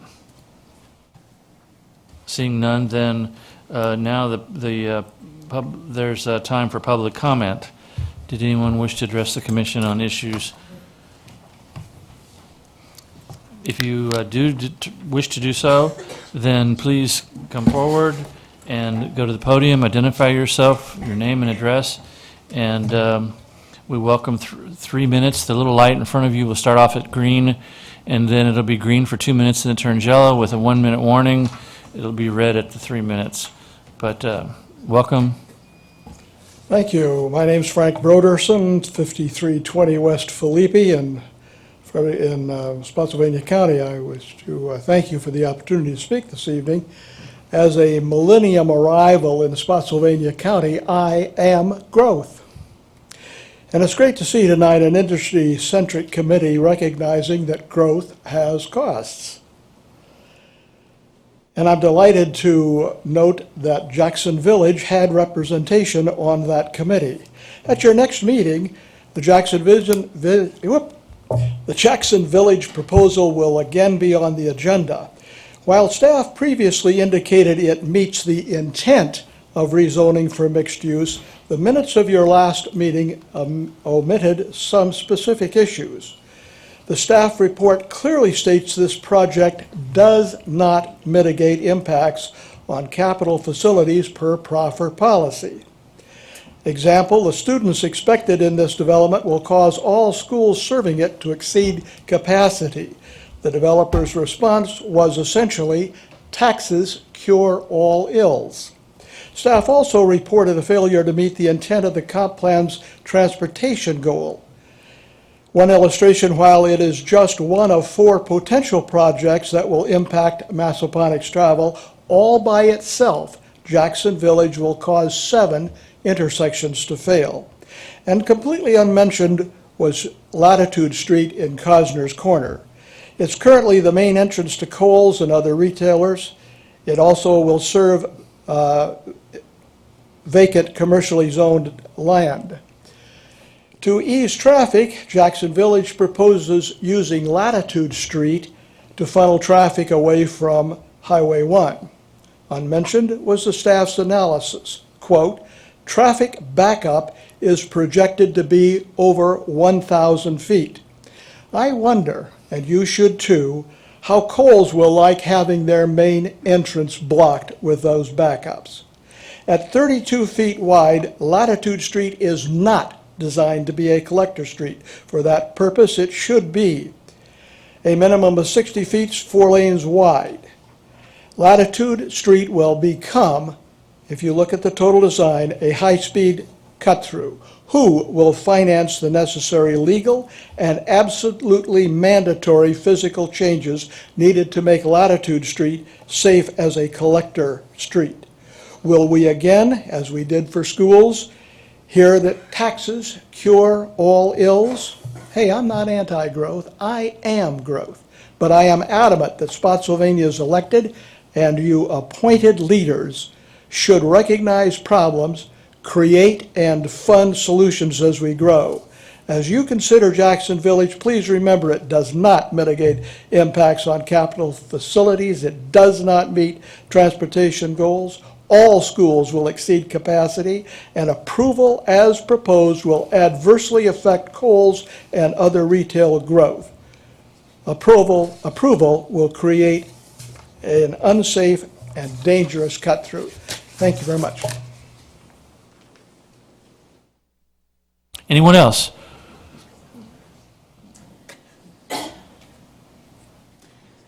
Good evening. I'd like to address the board about the Avalon subdivision, which is being proposed. My family lives in Maple Grove subdivision. My name is Mary Walsh. I would ask you not to levels our road. If you remember, once upon a time, Levels Road was a 2-lane highway, and then it became a 4-lane highway, and a lot of the yards were cut into. Maple Grove is a small subdivision. It has another subdivision, Maple Grove, behind it. There's only one access out of our neighborhood. You can go out by the fire station, but you're not allowed to come in. And my understanding is that subdivisions are supposed to have 2 exits. Right now, we have Governor's Green, where my mother lives. There was never another exit or entrance put on for that subdivision. And now we're being told, let's put another 98 houses back there. Well, my road is the main drag in Maple Grove.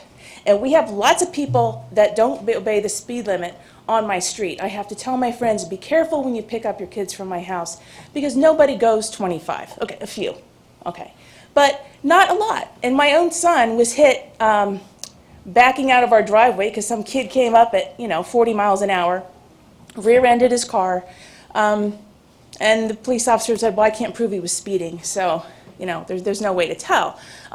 If you come around a little bit of a blind curve and you're going 40, you're not going to see that car pulling out, okay? So it's not good for kids on bikes. It's not good for people walking. It's not good for people walking dogs. And now you're going to dump at least 400 more trips up and down my street if this 98 house unit goes in. So I would like to ask you if this is what you would like your neighborhood to look like in December, okay? These pictures were taken by my daughter on her way home from work. And it took her a half an hour to get from Route 3 back to my house. Now, I just don't go out past the middle of December unless it's early in the morning to avoid the coconuts, okay? And the people who don't know how to drive and the people who come out of Dunkin' Donuts, which brings me to the Dunkin' Donuts intersection with Route 3. That intersection, if you go out there between 3:30 and 6 any evening, not even in December, it is lunacy. There are people cutting in from Bed Bath & Beyond. There's accidents there. There's accidents coming in from Dunkin' Donuts. It will take you, my son works at BJ's, but it takes me 3 light cycles just to get across the street. I do not want 98 houses. I'm all in favor of growth. I'm all in favor of people moving here and paying taxes and making this an affordable economic place to live. But you do not go in and put a main drag through a neighborhood that is long established. Thank you for your time. Anyone else? All right, then. Oh, I'm sorry. Good evening, ladies and gentlemen. My name is Dave By. I live at 5932 Glen Eagles Drive in Governor's Green. And I know most of you probably work up north. No. Oh, you don't? Well, this is going to be another treat for us when that Avalon development goes in.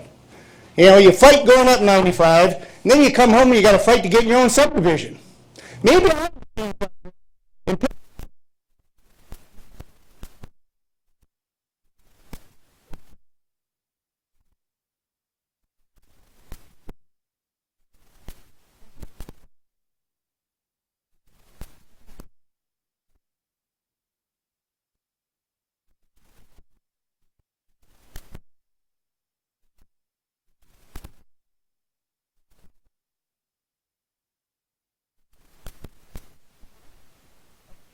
getting these developments for. What's the story, ladies and gentlemen? Thank you very much for giving me my opinion. Thank you. Anyone else?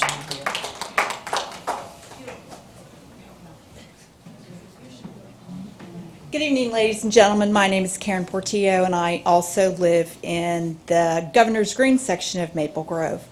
I'd also like to speak about the Avalon development. I have not seen anything that is going to be a benefit to all the members of the county. There is no park, there's no open space, there's no dog park, there's nothing. I understand there will be a tax benefit, but I don't believe that in the long term it is going to be that much of a benefit. I wonder also if the growth part is really what this county really needs.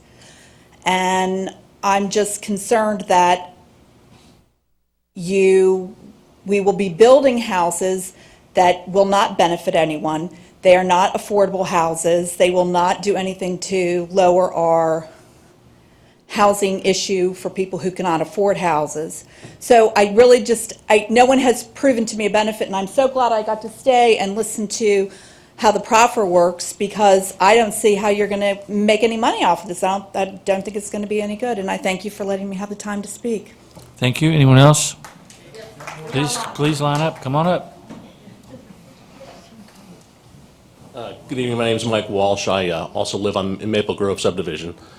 The plat, I noticed, I was reading through it last night, looked very carefully at, and there is only one point of egress, and I'm trying to figure out why no one thought about putting a road through to Harrison Road if they want this. The land's there. Is there some reason why it wasn't thought to be put through there? It's undeveloped land, and it would actually ease the traffic going through our subdivision to begin with.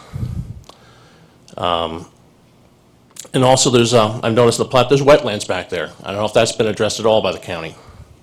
And maybe that's something the EPA needs to be apprised of also. Thank you. Thank you. Good evening. My name's Chris Bazard. I live in Governor's Green, 5826 Glen Eagles Drive. I think to try to sum up what I'm thinking here is, as I look at the Planning Commission and I look at the Board of Supervisors, my request to you is to think in terms of quality of life in Spotsy County.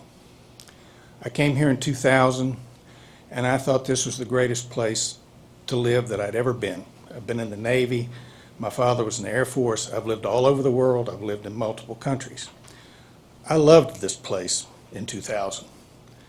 And I have to tell you, right now, because of traffic, because of the building and bringing the traffic, the quality of life here has progressively or successively gone down every year. This evening, I was on 95 just trying to get from Warrenton Road where I work back to where I live in Governor's Green. The backup at 5:15 or 5:20 was past the Welcome Center. Dead stop in a 65-mile-an-hour zone. So what I would like you all to consider is, do we really need another however many cars getting off of 95 or just circulating through there with the current conditions that we have? The gentleman talked about infrastructure. That's what I'd really like you to consider is infrastructure. To be able to, I don't care about how many subdivisions you have, is how many, or what the accessibility is, okay? And quite frankly, it's dangerous to go out and jog or run in Governor's Green, and it's going to get worse, okay? In Maple Grove, I would not set foot out on Maple Grove Road. I would drive my car through there. I don't let my kids go through there or anything. They get in the car and drive in and out, and that's pretty silly. So anyway, thank you for your time. Hello, my name is Ernest Lawson. I live at 5824 Glen Eagles Drive. I raised 2 kids at Governor's Green, but every day I see children playing in Governor's Green. We do not have sidewalks. I have always said that a concern of mine is a child being hit by a car. The saving grace of Governor's Green at this time without the sidewalks is it's no way in, no way out. But again, if you put 400 more cars in and out, the risk of a child being injured increases tremendously. So I don't know what infrastructure will be made to our neighborhood, but again, the roads are narrow. Parking lot, the driveways are not super big. People do have cars and boats, and when they do park on the street, it does get narrow. So I don't know what provisions could be made if this happens. There was at one time when Spotsylvania Mall was being built, they were going to put a parkway between Spotsylvania Mall and Harrison Road. At that time, it was discussed as a mandate. I understand there was some issues that the builder didn't have to do that. If that was put in, it would alleviate a lot of concerns, I believe. I know it impacted several homeowners in the Waverly area and the church, but I think it is possible, even if they put some other way to get in and out of that neighborhood, to protect the children of the neighborhood. Thank you. Thank you. Next. Excuse me, could I make a comment? Certainly. If Well, they- would you be willing to wait till the public? Well, this is Okay, go ahead. concerning something this gentleman said. You were concerned about the extra.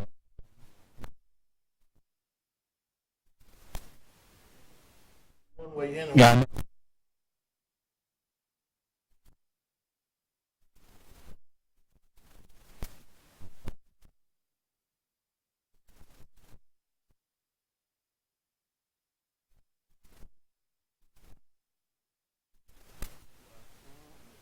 there, they had a poster, and there was no interconnection. Now, they may have opened up the back area for development, but it was absolutely discussed whether Maple Grove would be connected, and the answer was no. I've seen the original meetings, but when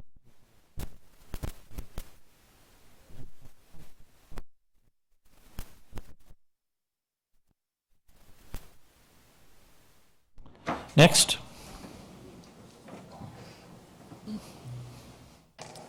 Mary Lou Collier, Mr. Skinner's district. It was mentioned about a quality of life. Well, that's been overridden by quantity of life. I believe the quality of life was taken out of the mission statement.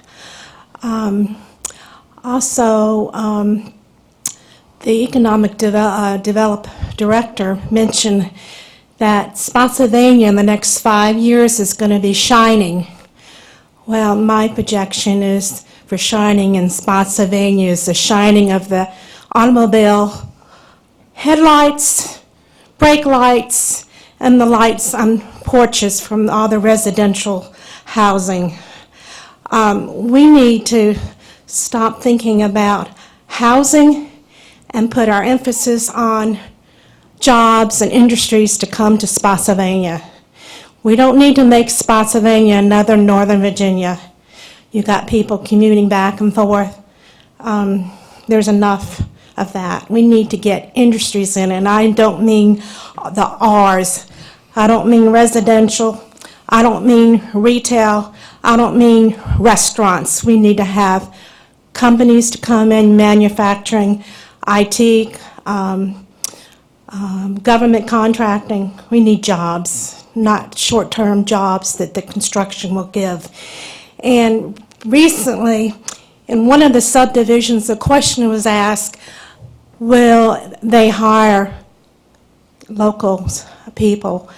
And the answer was the site person, supervisor, will control who he will hire. So they would have a local site developer, but at his discretion, he can hire anybody. So there is no guarantee that local people will be hired. Again, we need to emphasize more on jobs and bringing industry into Spotsylvania and not commuters to have to leave Spotsylvania to go up north for their jobs. Thank you. Thank you. Next.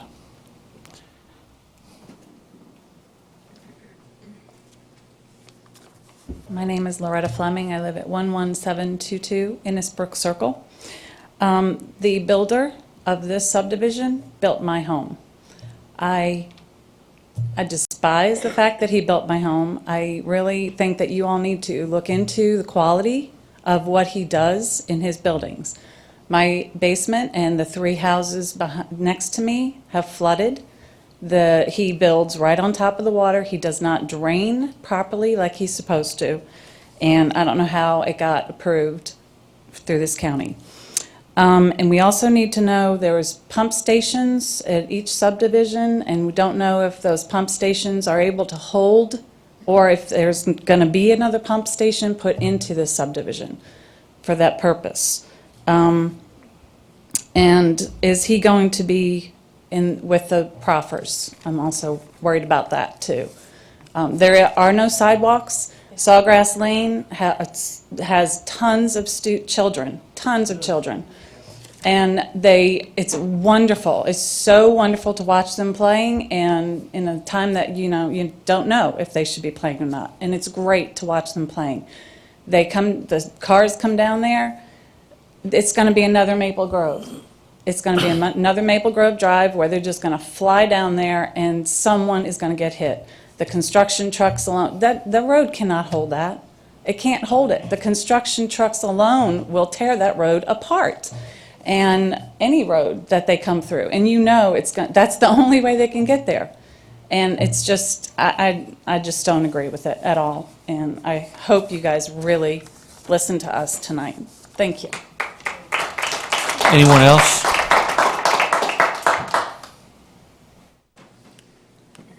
My name is Nikki Williams. I live at 11701 Sawgrass Lane. My house will be the first house that people will pass when they go through that cut through. My question is to you. This is the first time I've heard of this. Somebody came to my house last night and gave me this flyer, said, come to this meeting. It's important business. And it is. My question to you is, did you, the committee, before all this got to this point, please tell me you considered the impact that this subdivision is going to do to my community? Did you? So why did it get to this point when no one knew the negatives that definitely outweigh the positives? No one studied this before they got to this point. This community shouldn't even be on the table. Okay, it is a negative community, as far as I'm concerned. You're gonna cost more money in taxes to repair my road, and it's gonna have to be repaired every year because of the traffic. You're gonna cause life, because children, there's no sidewalks. Children aren't supposed to play in the street. They have no choice. They're playing in the street or riding their bikes. Somebody's going to get hit and killed. So I'm asking you, if you haven't looked at the impact study, please look at the impact study and put an end to the road. You can't stop the community, but stop the freaking road. Thank you. Anyone else?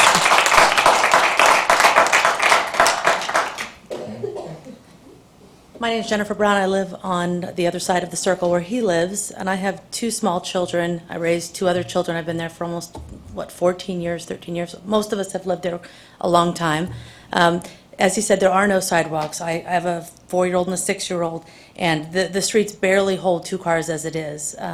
And we have no lights, right? We have water issues already, drainage issues that are very severe at the top of our circle even. And what Ms. Fleming said about the developer is true, that the man came in and basically threw some shells and took off. He wasn't around for our 1-year inspections. They didn't show up for any of those things.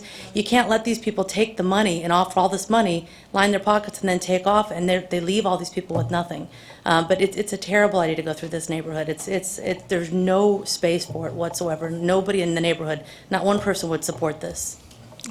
Thank you. Hi, my name is Kristen Oster. I live at 11812 Sawgrass Lane. I will be the first house that cars will be turning down that road to go into that new development. I've had 2 grown children, they're grown now, ride around and play in the neighborhood, and my 3rd is in high school now. And he has grown up trying to miss cars coming down the street, because there's nowhere else to play but in the road. I have watched cars speed down that road. I am the first one, and I'm sure everybody here will tell you, that will run out and chase somebody and tell them to slow down. It is disgusting that people just don't stop at the stop signs in the neighborhood. And I'm out there in the morning walking kids to the bus stop, and I see them, even adults, just don't stop at the 2 stop signs. It is, I'm concerned for the safety. I work from home. And I can see how many cars come in my neighborhood every day and down my street every day. And if I have to sit there and watch construction trucks come by, cars come by, another average maybe 200 cars on top of what we have, honestly, I'll consider selling my house and moving. Because I moved into the neighborhood for the quietness and the friends that we've made there. I would be devastated to move and leave all of them. I've raised my kids in that place. So I think you all need to consider moving that road over to Harrison Road as the only access to that neighborhood. Amen. And not accessing to our neighborhood at all. Thank you. Anyone else?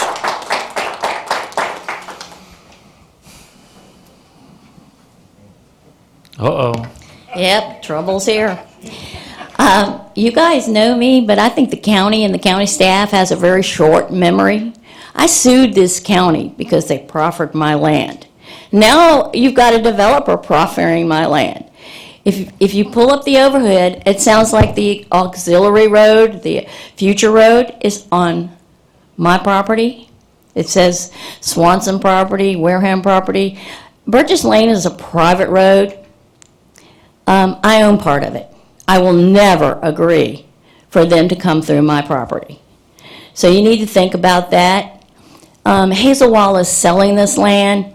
They should use their land to build a road to Harrison Road. and not destroy Governor's Green. I care about the community. I didn't know until tonight. I'm the one who sounded the alarm to get all these people here tonight.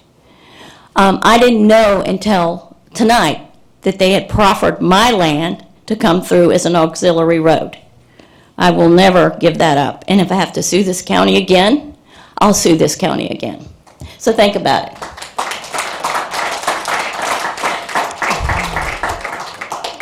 For the record, that was Dale Swanson. So anyone else wish to comment further? I have a question.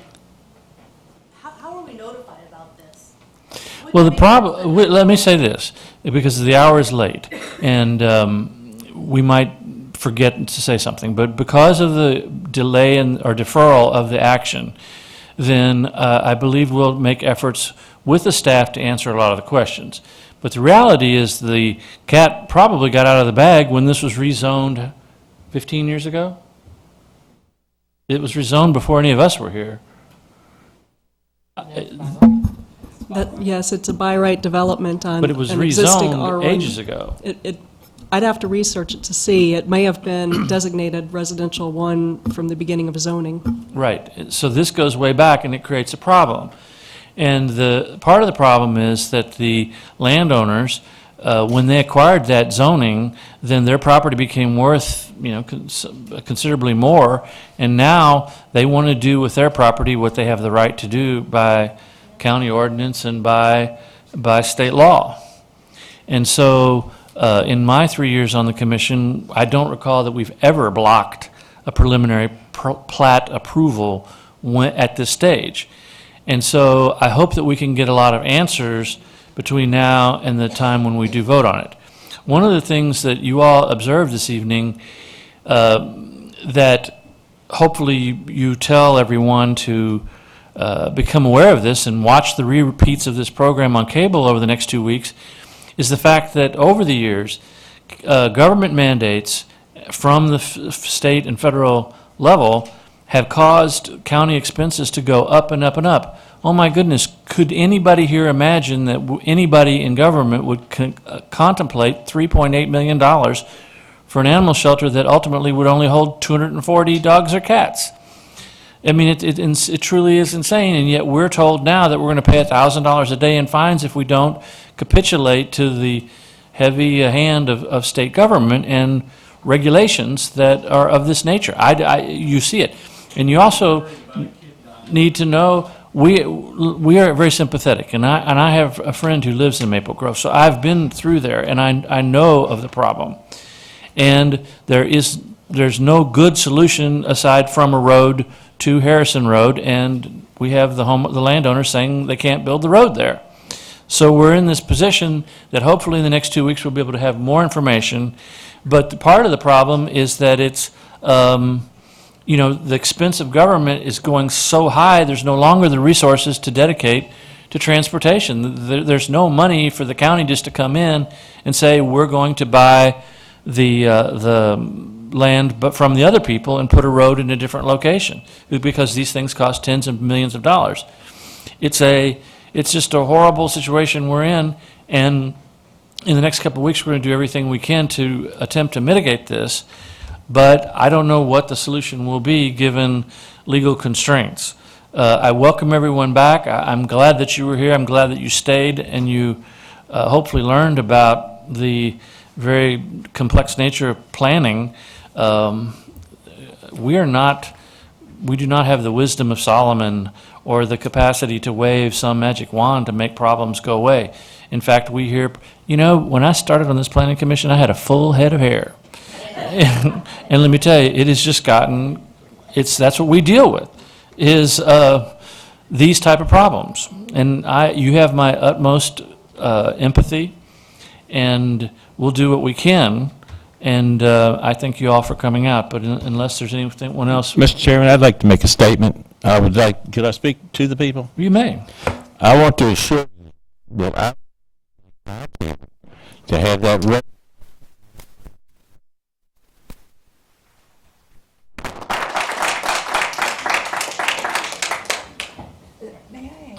Yes. I want to say, that someone stated that they were not required proffers. When you go by right, we can't require proffers. Am I correct, Mr. County Attorney? That's right.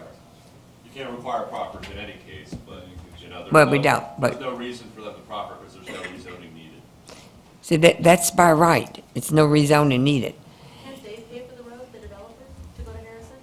Yes, they can. I mean, can't they say, look, we don't have the infrastructure, you've got the land, that's great, but the county cannot afford to build the land to Harrison, so if you want to build it, you gotta give those people an exit. You heard the representative of that area. He stated just a minute ago that he's going to do everything that legally he possibly can for that to happen. Am I correct? Legally. And we're not legal. Right. Legally is the answer. Legally. You don't know how bad that our hands are tied on many issues. And like I said, no proffers can we require, or when we can't require proffers, but they're not obligated to do anything because it's by right. But you don't have to build the road.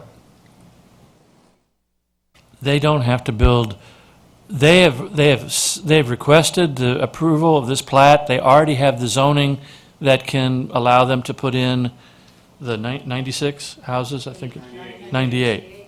But they don't have a road between the two, right? So you can say, we're not building this road, we're not going to allow this road. They can, if we do not approve this, I just imagine we'll be in litigation. And so, as was pointed out, an effort will be made to figure out if there are alternatives. And that's about all that we can really comment on. Mr. Chairman, That's all we're saying, don't connect them. if I could just suggest, it is Hazel Wild's right to sell their property, just as it is us to have peaceful enjoyment of our property. If Hazel Wild chooses to sell that land to a developer, then it is their responsibility to also give them the land to build a road and take it out onto Harrison Road. Well, The rest of the neighborhood should not have to bear the burden of them selling their property. And we'll see how excited they are about doing that.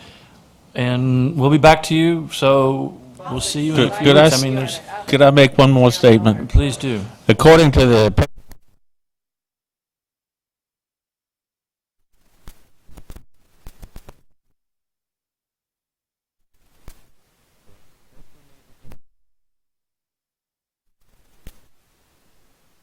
property that's next to Hazelwood, and I'm sure he would sell you the rights to go through his property because he wants to sell. Well, and that's a matter that we cannot force anyone to do. It's extremely complex. And we will address it. And again, as much as we want to try to do something, complaining about it this evening, believe me, we would love to do something. And we will see what the options are. If you can let them build their 98 homes. We don't have any choice. They have the right to build. But you don't have to let them build the road connecting the two, right? There is an option there. That's They all can't, I'm what are saying. they, Let them build it. they can't, the road has to go somewhere. They have to be able to come out. That's People their are, problem. We don't have the infrastructure. Ours Okay. is not viable. It's just not viable. all right, so, that's what? You can't landlock. Yeah, you can't leave them landlocked, the existing road that somehow dead ends in them. They bought the property of Harrison Road. They're just not building on the Harrison Road area. Come sit at my driveway. If there's no infrastructure to support it, they just can't do it. Well, there is an infrastructure. It obviously impacts your community, It's not and, that it just impacts the and it should have been one of those things that were dealt with in the previous point. So at this point, there's really not much else we can do, so I'll entertain a motion to adjourn. Motion's been made. Mr. Chairman, Yes. if I might, ask Mrs. Parrish if she would set up appointments for us to go to the animal shelter. You already, she said she would. Oh, she did? Okay, I'm Thank you. sorry. Thank you. Motion's been made and second. All in favor of adjourning, please indicate by voting. It is unanimous. Meeting adjourned. Thank you, everyone.